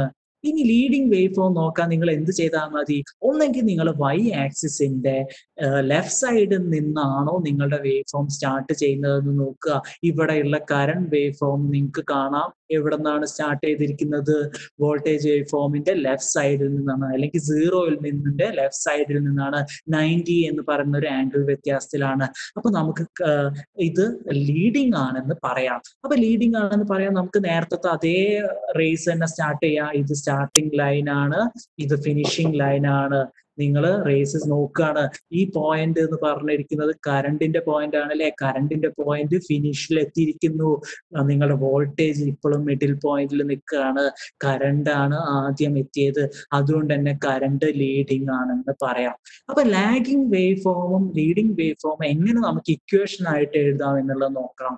വി ഓഫ് ടി എന്ന് പറഞ്ഞത് വോൾട്ടേജ് വേവ് ഫോം, നമ്മുടെ reference voltage Vm sin omega t ആണെന്ന് ഞാൻ പറഞ്ഞു. Current I of of T equal to നമുക്ക് സ്വാഭാവികമായിട്ടും IM into sine omega T വരെ ഉള്ളതിൽ നിങ്ങൾക്ക് കൺഫ്യൂഷൻ ഇല്ല. കാരണം എന്താ, സൈനസോയിഡൽ വേവ് ഫോം ആണ് with a maximum value IM. പക്ഷേ ആംഗിളിൽ ഒരു ലാഗിങ് ആയിട്ടുള്ള ആളും കൂടി ഉണ്ട്. ഇവിടെ ഫൈ എന്ന് പറഞ്ഞിരിക്കുന്ന ആംഗിൾ ലാഗിങ് ആണ്. ഈ ഫൈ എന്ന് പറഞ്ഞിരിക്കുന്ന ആംഗിൾ ലാഗിങ് ആയതുകൊണ്ട് -φ എന്ന് വേണം ഞാൻ നിങ്ങളുടെ കറണ്ട് വേവ് ഫോമിനെ റെപ്രസെന്റ് ചെയ്യാം. I of t equal to IM sine omega T. Last 15 minutes ആണ്. ഇനി last 5 minutes question answer session ആണ്. ഇനി 10 മിനിറ്റ്സും കൂടി ഉള്ളൂ ക്ലാസ് എടുക്കാൻ. ഓക്കെ, അപ്പൊ IM സൈൻ ഒമേഗ ടി -φ എന്ന് വേണം നിങ്ങൾ കറന്റ് വേവ് ഫോമിനെ റെപ്രസെന്റ് ചെയ്യാൻ. കാരണം ഇവിടെ ഈ ഒമേഗ ടി എന്ന് പറയുന്നത് ആംഗിൾ പാർട്ടാണ്. ഈ ആംഗിൾ പാർട്ടിൽ വേണം നിങ്ങൾ ഈ ലാഗിങ് ആണോ ലീഡിങ് ആണോ എന്ന് കാണിക്കാൻ. അപ്പൊ ഒമേഗ ടി ലാഗിങ് ആയതുകൊണ്ട് -φ എന്ന് രേഖപ്പെടുത്തിയിരിക്കുന്നു. ഇവിടത്തെ കറന്റ് വേവ് ഫോമിനെ നമുക്ക് എങ്ങനെ എഴുതാം? I of t equal to ഇതിന്റെ മാക്സിമം വാല്യൂ IM ആണ്, സൈൻ വേവ് ഫോം ആണ്, അതുകൊണ്ട് തന്നെ സൈൻ എന്ന് പറഞ്ഞ് ഞാൻ റെപ്രസെന്റ് ചെയ്തു. ഒമേഗ ടി വരെ എഴുതാൻ നിങ്ങൾക്ക് യാതൊരു ബുദ്ധിമുട്ടും ഇല്ല. ഇത് നമ്മൾ എല്ലാ സൈൻ വേവിനും ചെയ്യുന്ന കാര്യമാണ്. ഇതിന്റെ ഒപ്പം നിങ്ങൾ എന്ത് ചെയ്യണം? ആംഗിൾ കാണിക്കണം. എത്ര ആംഗിൾ വ്യത്യാസത്തിലാണ് നിങ്ങളുടെ റെഫറൻസ് വേവ് ഫോമിനോടുള്ളത് അത് കാണിക്കാനായിട്ട് നിങ്ങൾ +φ എന്ന് എഴുതുന്നു. കാരണം ഇവിടെ ലീഡിങ് ആണ്. ലീഡിങ് എന്നുള്ളത് നിങ്ങൾ പ്ലസ് ആംഗിൾ എന്നുള്ള രീതിയിൽ വേണം കാണിക്കാൻ. ഇവിടുത്തെ ആംഗിൾ φ ആണ്, അതുകൊണ്ട് തന്നെ ഒമേഗ ടി +φ എന്ന് കാണിക്കുന്നു. ഇനി മൂന്നാമത് ഒരാളെയും കൂടി ഞാൻ പരിചയപ്പെടുത്താം. നിങ്ങളുടെ കറണ്ട് 0 എന്നുള്ള വോൾട്ടേജിന്റെ ഒപ്പം തന്നെയാണ് കറണ്ടും 0-ൽ നിൽക്കുന്നത്. കറണ്ടിന്റെ മാക്സിമം വാല്യൂ ആവുന്നത് π/2 നിങ്ങളുടെ റെഫറൻസ് വോൾട്ടേജ് π/2 ആവുന്നതിന്റെ ഒപ്പം തന്നെ, അതായത് വോൾട്ടേജും കറണ്ടും ഒരുമിച്ച് 0-ൽ നിന്ന് സ്റ്റാർട്ട് ചെയ്ത് ഒരുമിച്ച് മാക്സിമം വാല്യൂവിലെത്തി ഒരുമിച്ച് വാല്യൂ കുറയുന്നു. ഇതിന് ഇങ്ങനെയുള്ള വേവ് ഫോമിന് നമ്മൾ ഇൻ ഫേസ് വേവ് ഫോം എന്ന് നമുക്ക് പറയാം. അങ്ങനെ ഇൻ ഫേസ് വേവ് ഫോം എഴുതുന്നത് നമ്മൾ എങ്ങനെയായിരിക്കും? V of t equal to VM sine omega T ആണ് നിങ്ങളുടെ റെഫറൻസ് എങ്കിൽ I of t equal to IM sine omega T എന്ന് തന്നെയായിരിക്കും നിങ്ങളുടെ കറന്റ് വേവ് ഫോമും. ഈ ഒമേഗ ടിന്റെ ഒപ്പം വേറെ ആംഗിൾ വല്ലതും ഇൻക്ലൂഡ് ചെയ്യേണ്ട ആവശ്യമുണ്ടോ? ഇല്ല. കാരണം ഇവിടെ നിങ്ങളുടെ സൈൻ വേവുകൾ, രണ്ട് സൈൻ വേവും ഒരുമിച്ച് കൂടുകയും കുറയുകയും ചെയ്യുന്നത്. അപ്പൊ ഇതാണ് ഫേസ് ഷിഫ്റ്റ് എന്നുള്ള കൺസെപ്റ്റ്. ഇനി നമുക്ക് നേരെ ആവറേജ് വാല്യൂയിലേക്ക് പോവാം. അപ്പൊ വളരെ സമയം കുറവാണ്, നമുക്ക് ആവറേജ് വാല്യൂ പെട്ടെന്ന് പറഞ്ഞ് തീർക്കാം. എങ്ങനെയാണ് ആവറേജ് വാല്യൂ എന്താണ് ഈ ആവറേജ് വാല്യൂ എന്നാണ് ഉദ്ദേശിക്കുന്നത്? നിങ്ങളുടെ AC സൈൻ വേവിന്റെ ആവറേജ് വാല്യൂ കാണാൻ എന്താണ് നിങ്ങൾ ചെയ്യേണ്ടത്? അപ്പൊ അതിന്റെ ഡെഫിനേഷൻ ആദ്യം എന്താണെന്ന് നോക്കാം. Mean or average value of alternating current is that value of steady current. Steady current എന്ന് വെച്ച് കഴിഞ്ഞാൽ DC കറന്റ്, അതായത് that value of DC current which sends the same amount of charge through a circuit in a certain time interval as is sent by an alternating current. നിങ്ങളുടെ കയ്യിൽ ഒരു alternating current ഉണ്ടെന്ന് വിചാരിക്കുക. നിങ്ങളുടെ കയ്യിൽ ഒരു alternating current ഉണ്ട്, sine wave ആണ് അത്. ആ സൈൻ വേവിന്റെ ആവറേജ് വാല്യൂ നിങ്ങൾക്ക് കാണണം. ഈ T ഡ്യൂറേഷനിലുള്ള ആവറേജ് വാല്യൂ ആണ് നിങ്ങൾ കാണുന്നതെങ്കിൽ പറയുന്നത് ഡെഫിനിഷൻ പ്രകാരം ആവറേജ് വാല്യൂ എന്ന് വെച്ചാൽ average value is equivalent to a DC value, DC current which sends the same. നിങ്ങളുടെ ഈ DC കറണ്ടും ഈ AC കറണ്ട് സെൻഡ് ചെയ്ത അതേ എമൗണ്ട് ഓഫ് ചാർജ് സെൻഡ് ചെയ്തിട്ടുണ്ടായിരിക്കും T സെക്കൻഡ്സിൽ. അതായത് നിങ്ങൾ ഈ AC-യുടെ ആവറേജ് വാല്യൂ കണ്ടു കഴിഞ്ഞാൽ നിങ്ങൾക്ക് ഇൻഎഫക്റ്റീവ്ലി കിട്ടുന്നത് ഒരു DC വാല്യൂ ആണ്. എന്തിന് ഈക്വൽ ആയിട്ടുള്ള? ആ DC വാല്യൂ സെൻഡ് ചെയ്തിട്ടുള്ള ചാർജ് എന്ന് പറഞ്ഞു കഴിഞ്ഞാൽ നിങ്ങളുടെ AC വാല്യൂ സെൻഡ് ചെയ്ത ആ ചാർജിന് ഈക്വൽ ആയിരിക്കും. ഇതാണ് ഡെഫിനീഷൻ. നിങ്ങൾക്ക് ഒന്നും കൂടി വായിച്ച് നോക്കാം, കൺഫ്യൂഷൻ മാറ്റാം. ഞാൻ എങ്ങനെ ഒരു ആവറേജ് വാല്യൂ അല്ലെങ്കിൽ മീൻ വാല്യൂ കണ്ടുപിടിക്കുന്നു എന്നുള്ളത് പറയാം. അപ്പോൾ അതായത് നിങ്ങളുടെ എക്സാം കഴിഞ്ഞു എന്ന് വിചാരിക്കുക. നിങ്ങൾ പണ്ട് സ്കൂളിലായിരുന്നപ്പോൾ എക്സാം എഴുതി. മാത്സിൽ നിങ്ങൾക്ക് എത്ര മാർക്ക് ഉണ്ട്? 20-ൽ 10 മാർക്ക് ഉണ്ട്. ഇംഗ്ലീഷിൽ നിങ്ങൾക്ക് 15 മാർക്ക് ഉണ്ട്. നിങ്ങൾ മലയാളം, ഇംഗ്ലീഷ് എഴുതി. ഫിസിക്സ് ഫിസിക്സിലും നിങ്ങൾക്ക് 15 മാർക്ക് ഉണ്ട്, കെമിസ്ട്രിയിലും നിങ്ങൾക്ക് 20 മാർക്ക് ഉണ്ട്. നിങ്ങളുടെ വീട്ടിലേക്ക് പ്രോഗ്രസ് റിപ്പോർട്ട് ടീച്ചർ അയക്കുകയാണ്. ആവറേജ് വാല്യൂ കണ്ടുപിടിച്ചായിരിക്കും ടീച്ചർ മാർക്ക് അയച്ചിട്ടുണ്ടായിരിക്കുക. ആ ആവറേജ് മാർക്ക് എത്രയായിരിക്കും നിങ്ങൾക്ക് ഉണ്ടായിരിക്കുക? ഇവിടെ മാർക്കാണ് അല്ലെ. ആവറേജ് മാർക്ക് എത്രയായിരിക്കും നിങ്ങൾക്ക് ഉണ്ടാവുക? 10 പ്ലസ് മാർക്കുകളുടെ എല്ലാം സമ്മ് ചെയ്യുന്നു അല്ലെ. 10 + 15 + 15 + 20 ഡിവൈഡഡ് ബൈ എത്ര സബ്ജക്റ്റ് ഉണ്ട്? 4 സബ്ജക്റ്റ് ഉണ്ട്. നമുക്ക് ഇത് ഗ്രാഫിൽ ഒന്ന് വരച്ചു നോക്കിയാലോ? ഒരു ഗ്രാഫ് എടുക്കാം. ആ ഗ്രാഫിൽ ആദ്യത്തെ സബ്ജക്റ്റിന് ഞാൻ 1 എന്ന് എഴുതി, രണ്ടാമത്തെ 2, 3, 4 എന്ന രീതിയിൽ എഴുതി. 1, 2, 3, 4 എന്നുള്ള സബ്ജക്റ്റ് ആൾ എഴുതി. ഇനി അതിന്റെ മാർക്ക് ഞാൻ ഇവിടെ 10 എന്ന് പറഞ്ഞ് ഒന്ന്, ഇവിടെ 15 ഉണ്ട്, ഇവിടെ 20 ഉണ്ട്. അപ്പൊ ആദ്യത്തെ സബ്ജക്റ്റിൽ എന്റെ മാർക്ക് 10 ആണ്, രണ്ടാമത്തെ സബ്ജക്റ്റിൽ 15 ആണ്, മൂന്നാമത്തെ സബ്ജക്റ്റിൽ 15 ആണ്, നാലാമത്തെ സബ്ജക്റ്റിൽ 20 ആണ്. അപ്പൊ നമുക്ക് ഈ കൺസെപ്റ്റ് നമുക്ക് ഒരു വേവ് ഫോമിലേക്ക് കൊണ്ടുപോകണം. അപ്പൊ നമുക്ക് അറിയുന്ന വേവ് ഫോം ഒന്നും ഇതേപോലെ ഡിസ്ക്രീറ്റ് ആയിട്ടുള്ള വേവ് ഫോം അല്ല അല്ലെ. നമുക്കറിയുന്ന വേവ് ഫോം എല്ലാം കണ്ടിന്യൂസ് ആയിട്ടുള്ള വേവ് ഫോം ആണ്. നിങ്ങളുടെ ക്ലാസ്സുകളിൽ നിങ്ങൾ പഠിച്ചിട്ടുള്ളത് കണ്ടിന്യൂസ് ആയിട്ടുള്ള വേവ് ഫോം ആണ്. അപ്പൊ ഞാൻ കണ്ടിന്യൂസ് ആയിട്ടുള്ള ഒരു വേവ് ഫോം പോലെ ഇവിടെ വരയ്ക്കുകയാണ്. നിങ്ങളുടെ വാല്യൂസുകളെ എല്ലാം മാർക്കുകളെ എല്ലാം ജോയിൻ ചെയ്തിട്ട് 4 എന്ന് പറയുന്ന സബ്ജക്ട്സ് ഉണ്ട്. അപ്പോൾ നിങ്ങൾക്ക് ഇതിന്റെ ആവറേജ് വാല്യൂ കാണണം. ഇതിന്റെ ആവറേജ് കാണാൻ നിങ്ങൾ എന്താ ചെയ്യേണ്ടത്? നേരത്തെ ചെയ്ത അതേ സാധനം തന്നെയാണ് ഇത്. നേരത്തെ ചെയ്ത അതേ സംഭവം തന്നെയാണ് ഈ കാണുന്നത്. ഞാൻ ഈ ചിത്രമായിട്ട് വരച്ചിട്ടുള്ളത്. അപ്പൊ 10 + 15 + 15 + 20 ഡിവൈഡഡ് ബൈ 4 തന്നെയാണ് ഈ വരച്ചിട്ടുള്ളത് അല്ലെ. ഇതിന് എനിക്ക് എങ്ങനെ എഴുതാം? 10 × 1 എന്ന് എഴുതിക്കൂടെ? 1 എന്നുള്ള 10 × 1 എന്ന് എഴുതാം. കാരണം 10 തന്നെയാണ് കിട്ടുക. 15 + 15 എന്നുള്ളതിന് 15 × 2 എന്ന് എഴുതാം, പ്ലസ് 20 × 1 എന്ന് എഴുതാം, ഡിവൈഡഡ് ബൈ 4 എന്ന് എഴുതാം അല്ലെ. എത്ര സബ്ജക്ട്സ് ആണുള്ളത്? 4 സബ്ജക്ട്സ് ആണുള്ളത്. ഇനി ഇത് സബ്ജക്റ്റ് മാറി നിങ്ങളുടെ ഒരു വേവ് ഫോം ആണെന്ന് വിചാരിക്കുക. അങ്ങനെയാണെങ്കിൽ ഈ എക്സ് ആക്സിസിലുള്ള 4 എന്ന് പറഞ്ഞത് എന്തായിരിക്കും? 4 സെക്കൻഡ് ആയിരിക്കും അല്ലെ, ടൈം ആയിരിക്കും. ഈ വൈ ആക്സിസിലുള്ള ഇതെന്തായിരിക്കും? ഇത് അതിന്റെ വോൾട്ടേജ് അല്ലെങ്കിൽ നമുക്ക് കറണ്ട് തന്നെ എടുക്കാം. കറണ്ട് ആയിരിക്കും. I(t) എന്ന് പറഞ്ഞിരിക്കുന്ന കറണ്ടിന്റെ വാല്യൂ ആയിരിക്കും. അപ്പൊ ഈ കാണുന്ന 10 × 1 എന്ന് പറഞ്ഞത് എന്താണ്? 10 എന്ന് പറഞ്ഞത് ഇവിടുത്തെ ലെങ്ത് ആണ്, 1 എന്ന് പറയുന്നത് ഇവിടുത്തെ ബ്രെഡ്ത്ത് ആണ്, അതായത് ഇത് ഇവിടുത്തെ ഏരിയ ആണ് അല്ലെ. ഈ 15 × 2 എന്ന് പറഞ്ഞത് എന്താണ്? ഇവിടെ 15 എന്നുള്ളത് ലെങ്ത് ഉണ്ട്, ഇവിടെ 2 എന്ന് പറഞ്ഞിരിക്കുന്ന ബ്രെഡ്ത്ത് ഉണ്ട് ഇവിടെ. അപ്പൊ ഇത് ഈ വേവ് ഫോമിന്റെ താഴെയുള്ള ഏരിയയാണ്. സാധാരണ റെക്ടാങ്കിളിന്റെ ഏരിയ ആണ് ഈ കണ്ടിരിക്കുന്നത്. ഇവിടെയുള്ള ഈ റെക്ടാങ്കിളിന്റെ ഏരിയ ആണ് ഞാൻ ഈ കണ്ടിരിക്കുന്നത്. അതേപോലെ 20 × 1 എന്ന് പറഞ്ഞത് എന്താണ്? ഇവിടെയുള്ള റെക്ടാങ്കിളിന്റെ ഏരിയ ആണ് 20 × 1 എന്ന് പറഞ്ഞിരിക്കുന്നത്. അതായത് ആവറേജ് വാല്യൂ ഒരു വേവ് ഫോം നിങ്ങൾ എങ്ങനെയാണ് ഇപ്പൊ കണ്ടത്? നിങ്ങൾ ഇവിടെയുള്ള ഏരിയ കണ്ടുപിടിച്ചു. Area under the wave form കണ്ടുപിടിച്ചിട്ട് നിങ്ങൾ എന്ത് ചെയ്തു? ഡിവൈഡഡ് ബൈ ഈ എത്ര നേരമാണ് നിങ്ങളുടെ വേവ് ഫോം എക്സ്റ്റെൻഡ് ചെയ്ത് നിൽക്കുന്നത്, ഡിവൈഡഡ് ബൈ ടൈം ഡ്യൂറേഷൻ ചെയ്തപ്പോ ആണ് നിങ്ങൾക്ക് എന്ത് കിട്ടിയത്? ആവറേജ് വാല്യൂ കിട്ടിയത്. അതായത് നമ്മളിപ്പോ മാർക്കിന്ന് തുടങ്ങി നമ്മൾ ഒരു DC-യുടെ ആവറേജ് വാല്യൂ കണ്ടുപിടിച്ചു അല്ലെ. ഇവിടെയുള്ള ഒരു DC വേവ് ഫോം ആണ് ഈ കാണുന്നത്. ഇതിന്റെ ആവറേജ് വാല്യൂ കണ്ടുപിടിച്ചു. ഇനി നമ്മളുടെ കയ്യിലുള്ള വേവ് ഫോം എന്ന് പറഞ്ഞു കഴിഞ്ഞാൽ AC വേവ് ഫോം ആണുള്ളത്.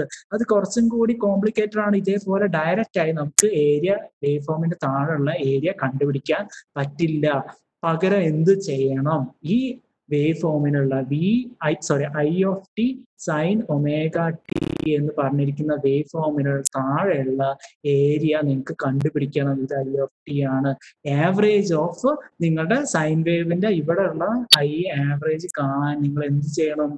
Area under this curve plus area under this curve divided by time ചെയ്യണം അല്ലെ. അപ്പൊ നമ്മൾ area under the sine wave എങ്ങനെ കണ്ടുപിടിക്കാം? അതിനുവേണ്ടി മാത്തമാറ്റിക്സിൽ നമുക്ക് നല്ലൊരു ടൂൾ ഉണ്ട്. ആ ടൂളിന് നമ്മൾ പറയുന്ന പേരാണ് ഇന്റഗ്രേഷൻ. ഒരു കർവിന് താഴെയുള്ള ഏരിയ കണ്ടുപിടിക്കാൻ നിങ്ങൾ എന്ത് ചെയ്താൽ മതി? ഇന്റഗ്രേഷൻ ചെയ്താൽ മതി. ഇവിടെ നിങ്ങൾ ഏത് വരെയാണ് ഇന്റഗ്രേറ്റ് ചെയ്യുന്നത്? 0 to t വരെയാണ് ഇന്റഗ്രേറ്റ് ചെയ്യുന്നത് അല്ലെ. t × Im sin ωt ഇവിടെ ടിയിലാണ്, അതുകൊണ്ട് ഡി ടി എന്ന് പറഞ്ഞ് ഞാൻ രേഖപ്പെടുത്തിയിട്ടുണ്ട്. T T divided by T. അതായത് ഇത് ഏരിയ ആണ് കാണിക്കുന്നത്, ഈ ഇന്റഗ്രൽ കാണിക്കുന്നത് ഏരിയ ആണ്. ഈ ഏരിയ എന്ന് പറഞ്ഞാൽ ഇവിടെ ഉള്ളത് പോസിറ്റീവ് ഏരിയ ആണ്, ഇവിടെ ഉള്ളത് നെഗറ്റീവ് ആണ്. അപ്പൊ ഫുൾ ടൈം പീരിയഡിൽ നിങ്ങൾ ഒരു സൈനസോയിഡൽ വേവ് ഫോമിന്റെ ആവറേജ് വാല്യൂ കണ്ടുപിടിച്ചാൽ നിങ്ങൾക്ക് കിട്ടുന്ന വാല്യൂ എന്തായിരിക്കും? നിങ്ങൾ കാൽക്കുലേറ്റ് ചെയ്യേണ്ട ആവശ്യമില്ല. ഇത് ഫുൾ ടൈം പീരിയഡിൽ ചെയ്യുമ്പോൾ നിങ്ങൾ കാൽക്കുലേറ്റ് ചെയ്യേണ്ട യാതൊരു ആവശ്യമില്ല. കാരണം ഈ പോസിറ്റീവ് വാല്യൂ, ഇവിടെ ഉള്ള പോസിറ്റീവ് വാല്യൂ ഇവിടെ ഉള്ള നെഗറ്റീവ് വാല്യൂവിനോട് ക്യാൻസൽ ചെയ്ത് പോയി നിങ്ങൾക്ക് 0 എന്നുള്ള വാല്യൂ. അപ്പൊ average value of a sine wave for a full time period എന്നത് 0 ആണ്. അപ്പൊ നമുക്ക് average value of a sine wave എങ്ങനെയാണ് നമ്മൾ കാൽക്കുലേറ്റ് ചെയ്യുക എന്നുള്ളത് നോക്കാം. ഫുൾ ടൈം പീരിയഡിൽ നിങ്ങൾ ഒരിക്കലും കാൽക്കുലേറ്റ് ചെയ്യരുത്. പകരം നിങ്ങൾ എന്ത് ചെയ്യണം? നിങ്ങൾ അതിന്റെ ഹാഫ് വേവിൽ വേണം കാൽക്കുലേറ്റ് ചെയ്യാൻ. ഹാഫ് വേവ് എന്ന് പറഞ്ഞാൽ പൈ ഡ്യൂറേഷൻ ആണ്, അല്ലെങ്കിൽ T/2 സെക്കൻഡ്സ് നേരമാണ്. ഐ ഓഫ് ടി, ഇത് ഐ ഓഫ് ടി ആണ് equal to I of sine omega T. ഓ, കഴിഞ്ഞ സമയം നമ്മുടെ ഇത് ആവറേജ് വാല്യൂ കൺക്ലൂഡ് ചെയ്തോളൂ. സമയം തീർന്നിട്ടില്ല. ആവറേജ് വാല്യൂ ഫൈനൽ റിസൾട്ട് എത്തിച്ചോ? RMS value. ഓക്കെ, അപ്പൊ ഞാൻ ആവറേജ് വാല്യൂ കംപ്ലീറ്റ് ചെയ്യാം. അപ്പൊ നമുക്ക് ചെയ്യേണ്ടത്, നിങ്ങൾ എന്താണ് ചെയ്യേണ്ടത്? I average for time duration T/2 seconds നേരത്തിന് വേണം കണ്ടുപിടിക്കാൻ. അപ്പൊ ഞാൻ ഇവിടെ 0 to T/2 വരെ ഇന്റഗ്രേറ്റ് ചെയ്യണം. ആരെ? IM സൈൻ ഒമേഗ ടീനെ with respect to DT divided by T/2. എത്ര എക്സ്റ്റെൻഡ് നേരമാണ് നമ്മുടെ വേവ് ഫോം നിൽക്കുന്നത്? T/2 സെക്കൻഡ്സ് നേരമാണ് അല്ലേ? ടൈം പീരിയഡ് എന്ന് പറഞ്ഞാൽ T/2 ആണ് ഇവിടെയുള്ള ഹാഫ് വേവിന്റെ. അപ്പോ ഇങ്ങനെയാണ് നിങ്ങൾ ആവറേജ് വാല്യൂ കണ്ടുപിടിക്കുക. ഇതിന്റെ area under the curve divided by എത്ര എക്സ്റ്റെൻഡ് നേരമാണ്. ഇതിന്റെ വാല്യൂ നമുക്ക് കണ്ടുപിടിച്ച് നോക്കാം. അപ്പൊ എനിക്ക് എളുപ്പം ആംഗിളിൽ കണ്ടുപിടിക്കാനായിരിക്കും. അപ്പൊ ഞാൻ ടൈമിനെ ിലേക്ക് കൺവേർട്ട് ചെയ്യാൻ പോവുകയാണ്. 0 to T/2 വരെ ഉള്ളതിന് ഞാൻ പൈ എന്ന് പറഞ്ഞ ആംഗിൾ ആണ്. T/2 എന്ന് വെച്ചാൽ പൈ എന്ന് പറഞ്ഞിട്ടുള്ള ആംഗിൾ ആണ്. അതിന് IM sine omega T D omega T ആംഗിളിൽ ചെയ്യുന്നതായതുകൊണ്ട്, ടി എന്ന് പറഞ്ഞിട്ട് ടൈമിലാണ് ചെയ്യുന്നത്. DT എന്നുള്ളത് ഇവിടെ ഡി ഒമേഗ ടി ആംഗിളിലാണ് ചെയ്യുന്നത്. ഡിവൈഡഡ് ബൈ പൈ അല്ലെ? പൈ ഡ്യൂറേഷനിലാണ് നമ്മുടെ വേവ് ഫോം കിടക്കുന്നത്. അപ്പൊ ഇതിന്റെ വാല്യൂ എന്തുണ്ടായിരിക്കും? 1/π ഉണ്ട്. ഇവിടെ IM ഞാൻ ഇന്റഗ്രലിന്റെ പുറത്തേക്ക് എടുത്തു. സൈൻ ഒമേഗ ടിയുടെ ഇന്റഗ്രൽ നമുക്കറിയാം മൈനസ് കോസ് ഒമേഗ ടി ആണ്. അപ്പൊ 0 to π വരെ ഉണ്ട്. അപ്പൊ ഞാൻ ഇത് മാറ്റി എഴുതാൻ പോവുകയാണ്. ഇവിടെ മൈനസ് ഒക്കെ നമുക്ക് കുറച്ച് ഇൻകൺവീനിയന്റ് ആണ്. അപ്പൊ അത് മാറ്റി എഴുതാൻ വേണ്ടി ലിമിറ്റിനെ ഞാൻ തിരിച്ചെഴുതി. Cos omega T from π to 0. അപ്പൊ IM/π കോസ് 0ന്റെ വാല്യൂ 1 ആണ് അല്ലെ? മൈനസ് കോസ് പൈയുടെ വാല്യൂ എന്താണ്? -1 ആണ്. അതായത് 2IM/π ആണ് average value of a sine wave for half cycle. അപ്പൊ ഇതാണ് ഇതിന്റെ ആവറേജ് വാല്യൂ. ഇതോടെ ഞാൻ എന്റെ ഈ ലെക്ചർ കൺക്ലൂഡ് ചെയ്യാണ്.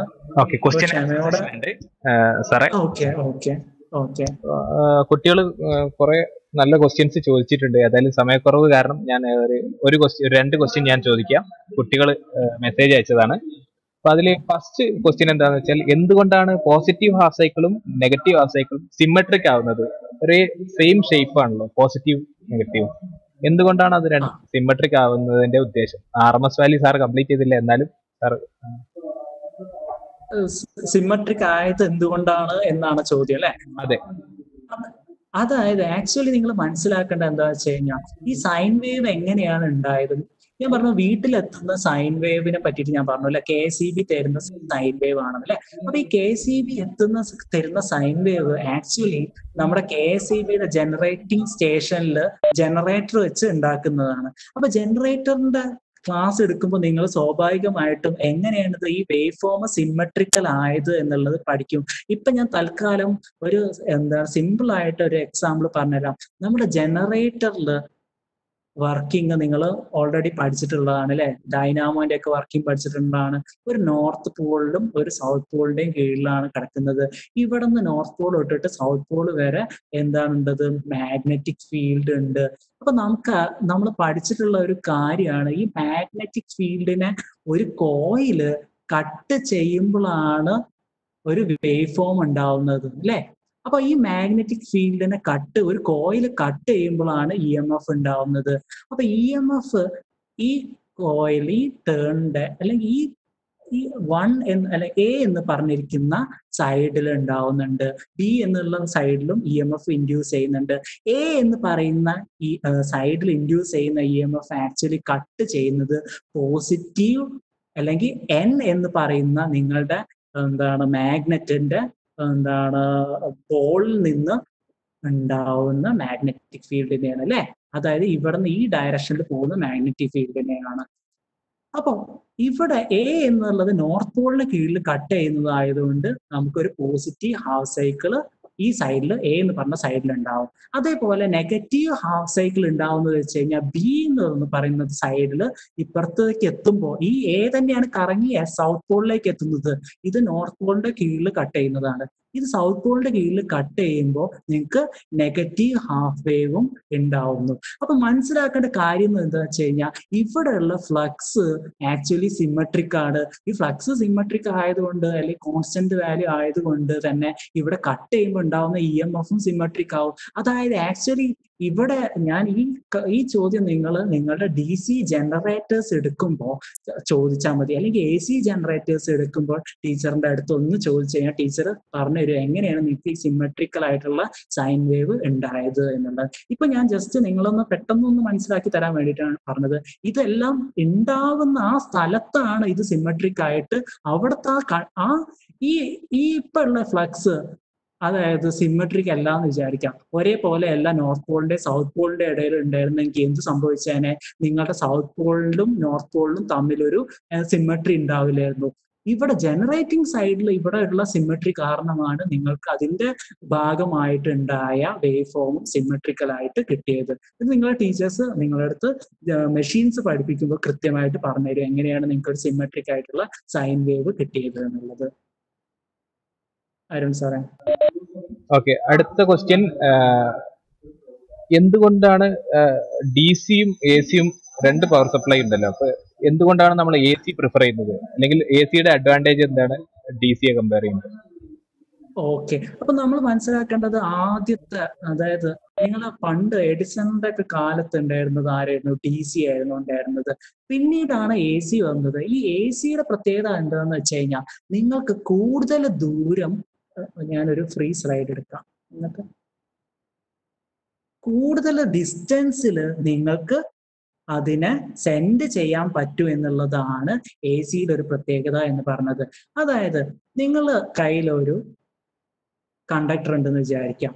ഈ കണ്ടക്ടറിന് സ്വാഭാവികമായിട്ടും ഒരു റെസിസ്റ്റൻസ് ഉണ്ട്. കാരണം ഇതിനൊരു റെസിസ്റ്റിവിറ്റി ഉണ്ട്, ഇതിനൊരു ലെങ്ത് ഉണ്ട്, ഇതിനൊരു ക്രോസ് സെക്ഷണൽ ഏരിയ ഉണ്ട് അല്ലെ. അപ്പൊ റെസിസ്റ്റൻസ് ഏത് മെറ്റീരിയൽ ആയാലും അതിന് ഇൻഹറന്റ് ആയിട്ട് ഒരു റെസിസ്റ്റൻസ് ഉണ്ടായിരിക്കും. അപ്പൊ ഞാൻ പറയുന്നത് നിങ്ങളുടെ കയ്യിൽ നിങ്ങളുടെ വീട് പറഞ്ഞു കഴിഞ്ഞാൽ ജനറേറ്റിംഗ് സ്റ്റേഷനായ ഇടുക്കിയിൽ നിന്ന് ലെറ്റ്സ് സേ ഒരു 400 കിലോമീറ്റേഴ്സ് അകലെയാണ് അല്ലെ ഉള്ളത്.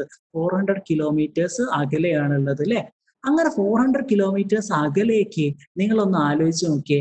നിങ്ങളുടെ വീട്ടിലെത്തുന്ന വോൾട്ടേജ് 230 വോൾട്ട് ആണ് വിചാരിക്കുക. നിങ്ങളുടെ വീട്ടിലേക്ക് എത്തുന്ന കറണ്ട് 5 അല്ലെങ്കിൽ ഒരു 10 ആംപിയർ കറണ്ട് നിങ്ങൾക്ക് ഒരു ആവശ്യത്തിന് വേണ്ടി നിങ്ങൾ ഉപയോഗിക്കുന്നുണ്ട് എന്ന് വിചാരിക്കാം. ഒരു ആവശ്യം നിങ്ങൾ ബാക്കിയെല്ലാം ലോഡ് ഓഫ് ചെയ്തിട്ടിട്ട് നിങ്ങൾ ഒരു 10 ആംപിയർ കറണ്ട് മാത്രം നിങ്ങളുടെ 3 പിൻ പ്ലഗിൽ എന്തോ കണക്ട് ചെയ്തപ്പോൾ വന്നു എന്ന് വിചാരിക്കാം. അതായത് ഈ ഇടുക്കിയിൽ നിന്ന് 10 ആംപിയർ കറണ്ട് ഇവിടേക്കേ എത്തുകയാണെങ്കിൽ എന്ത് സംഭവിച്ചേനെ? ഇവിടെ ഉള്ള റെസിസ്റ്റൻസിൽ I²R ലോസ് നടന്നേനെ അല്ലെ. റെസിസ്റ്റൻസിൽ ഒരു പവർ ലോസ് ഉണ്ടാവും. I² എന്ന് പറഞ്ഞു കഴിഞ്ഞാൽ 10ന്റെ സ്ക്വയർ പറഞ്ഞാൽ 100 ആണ്.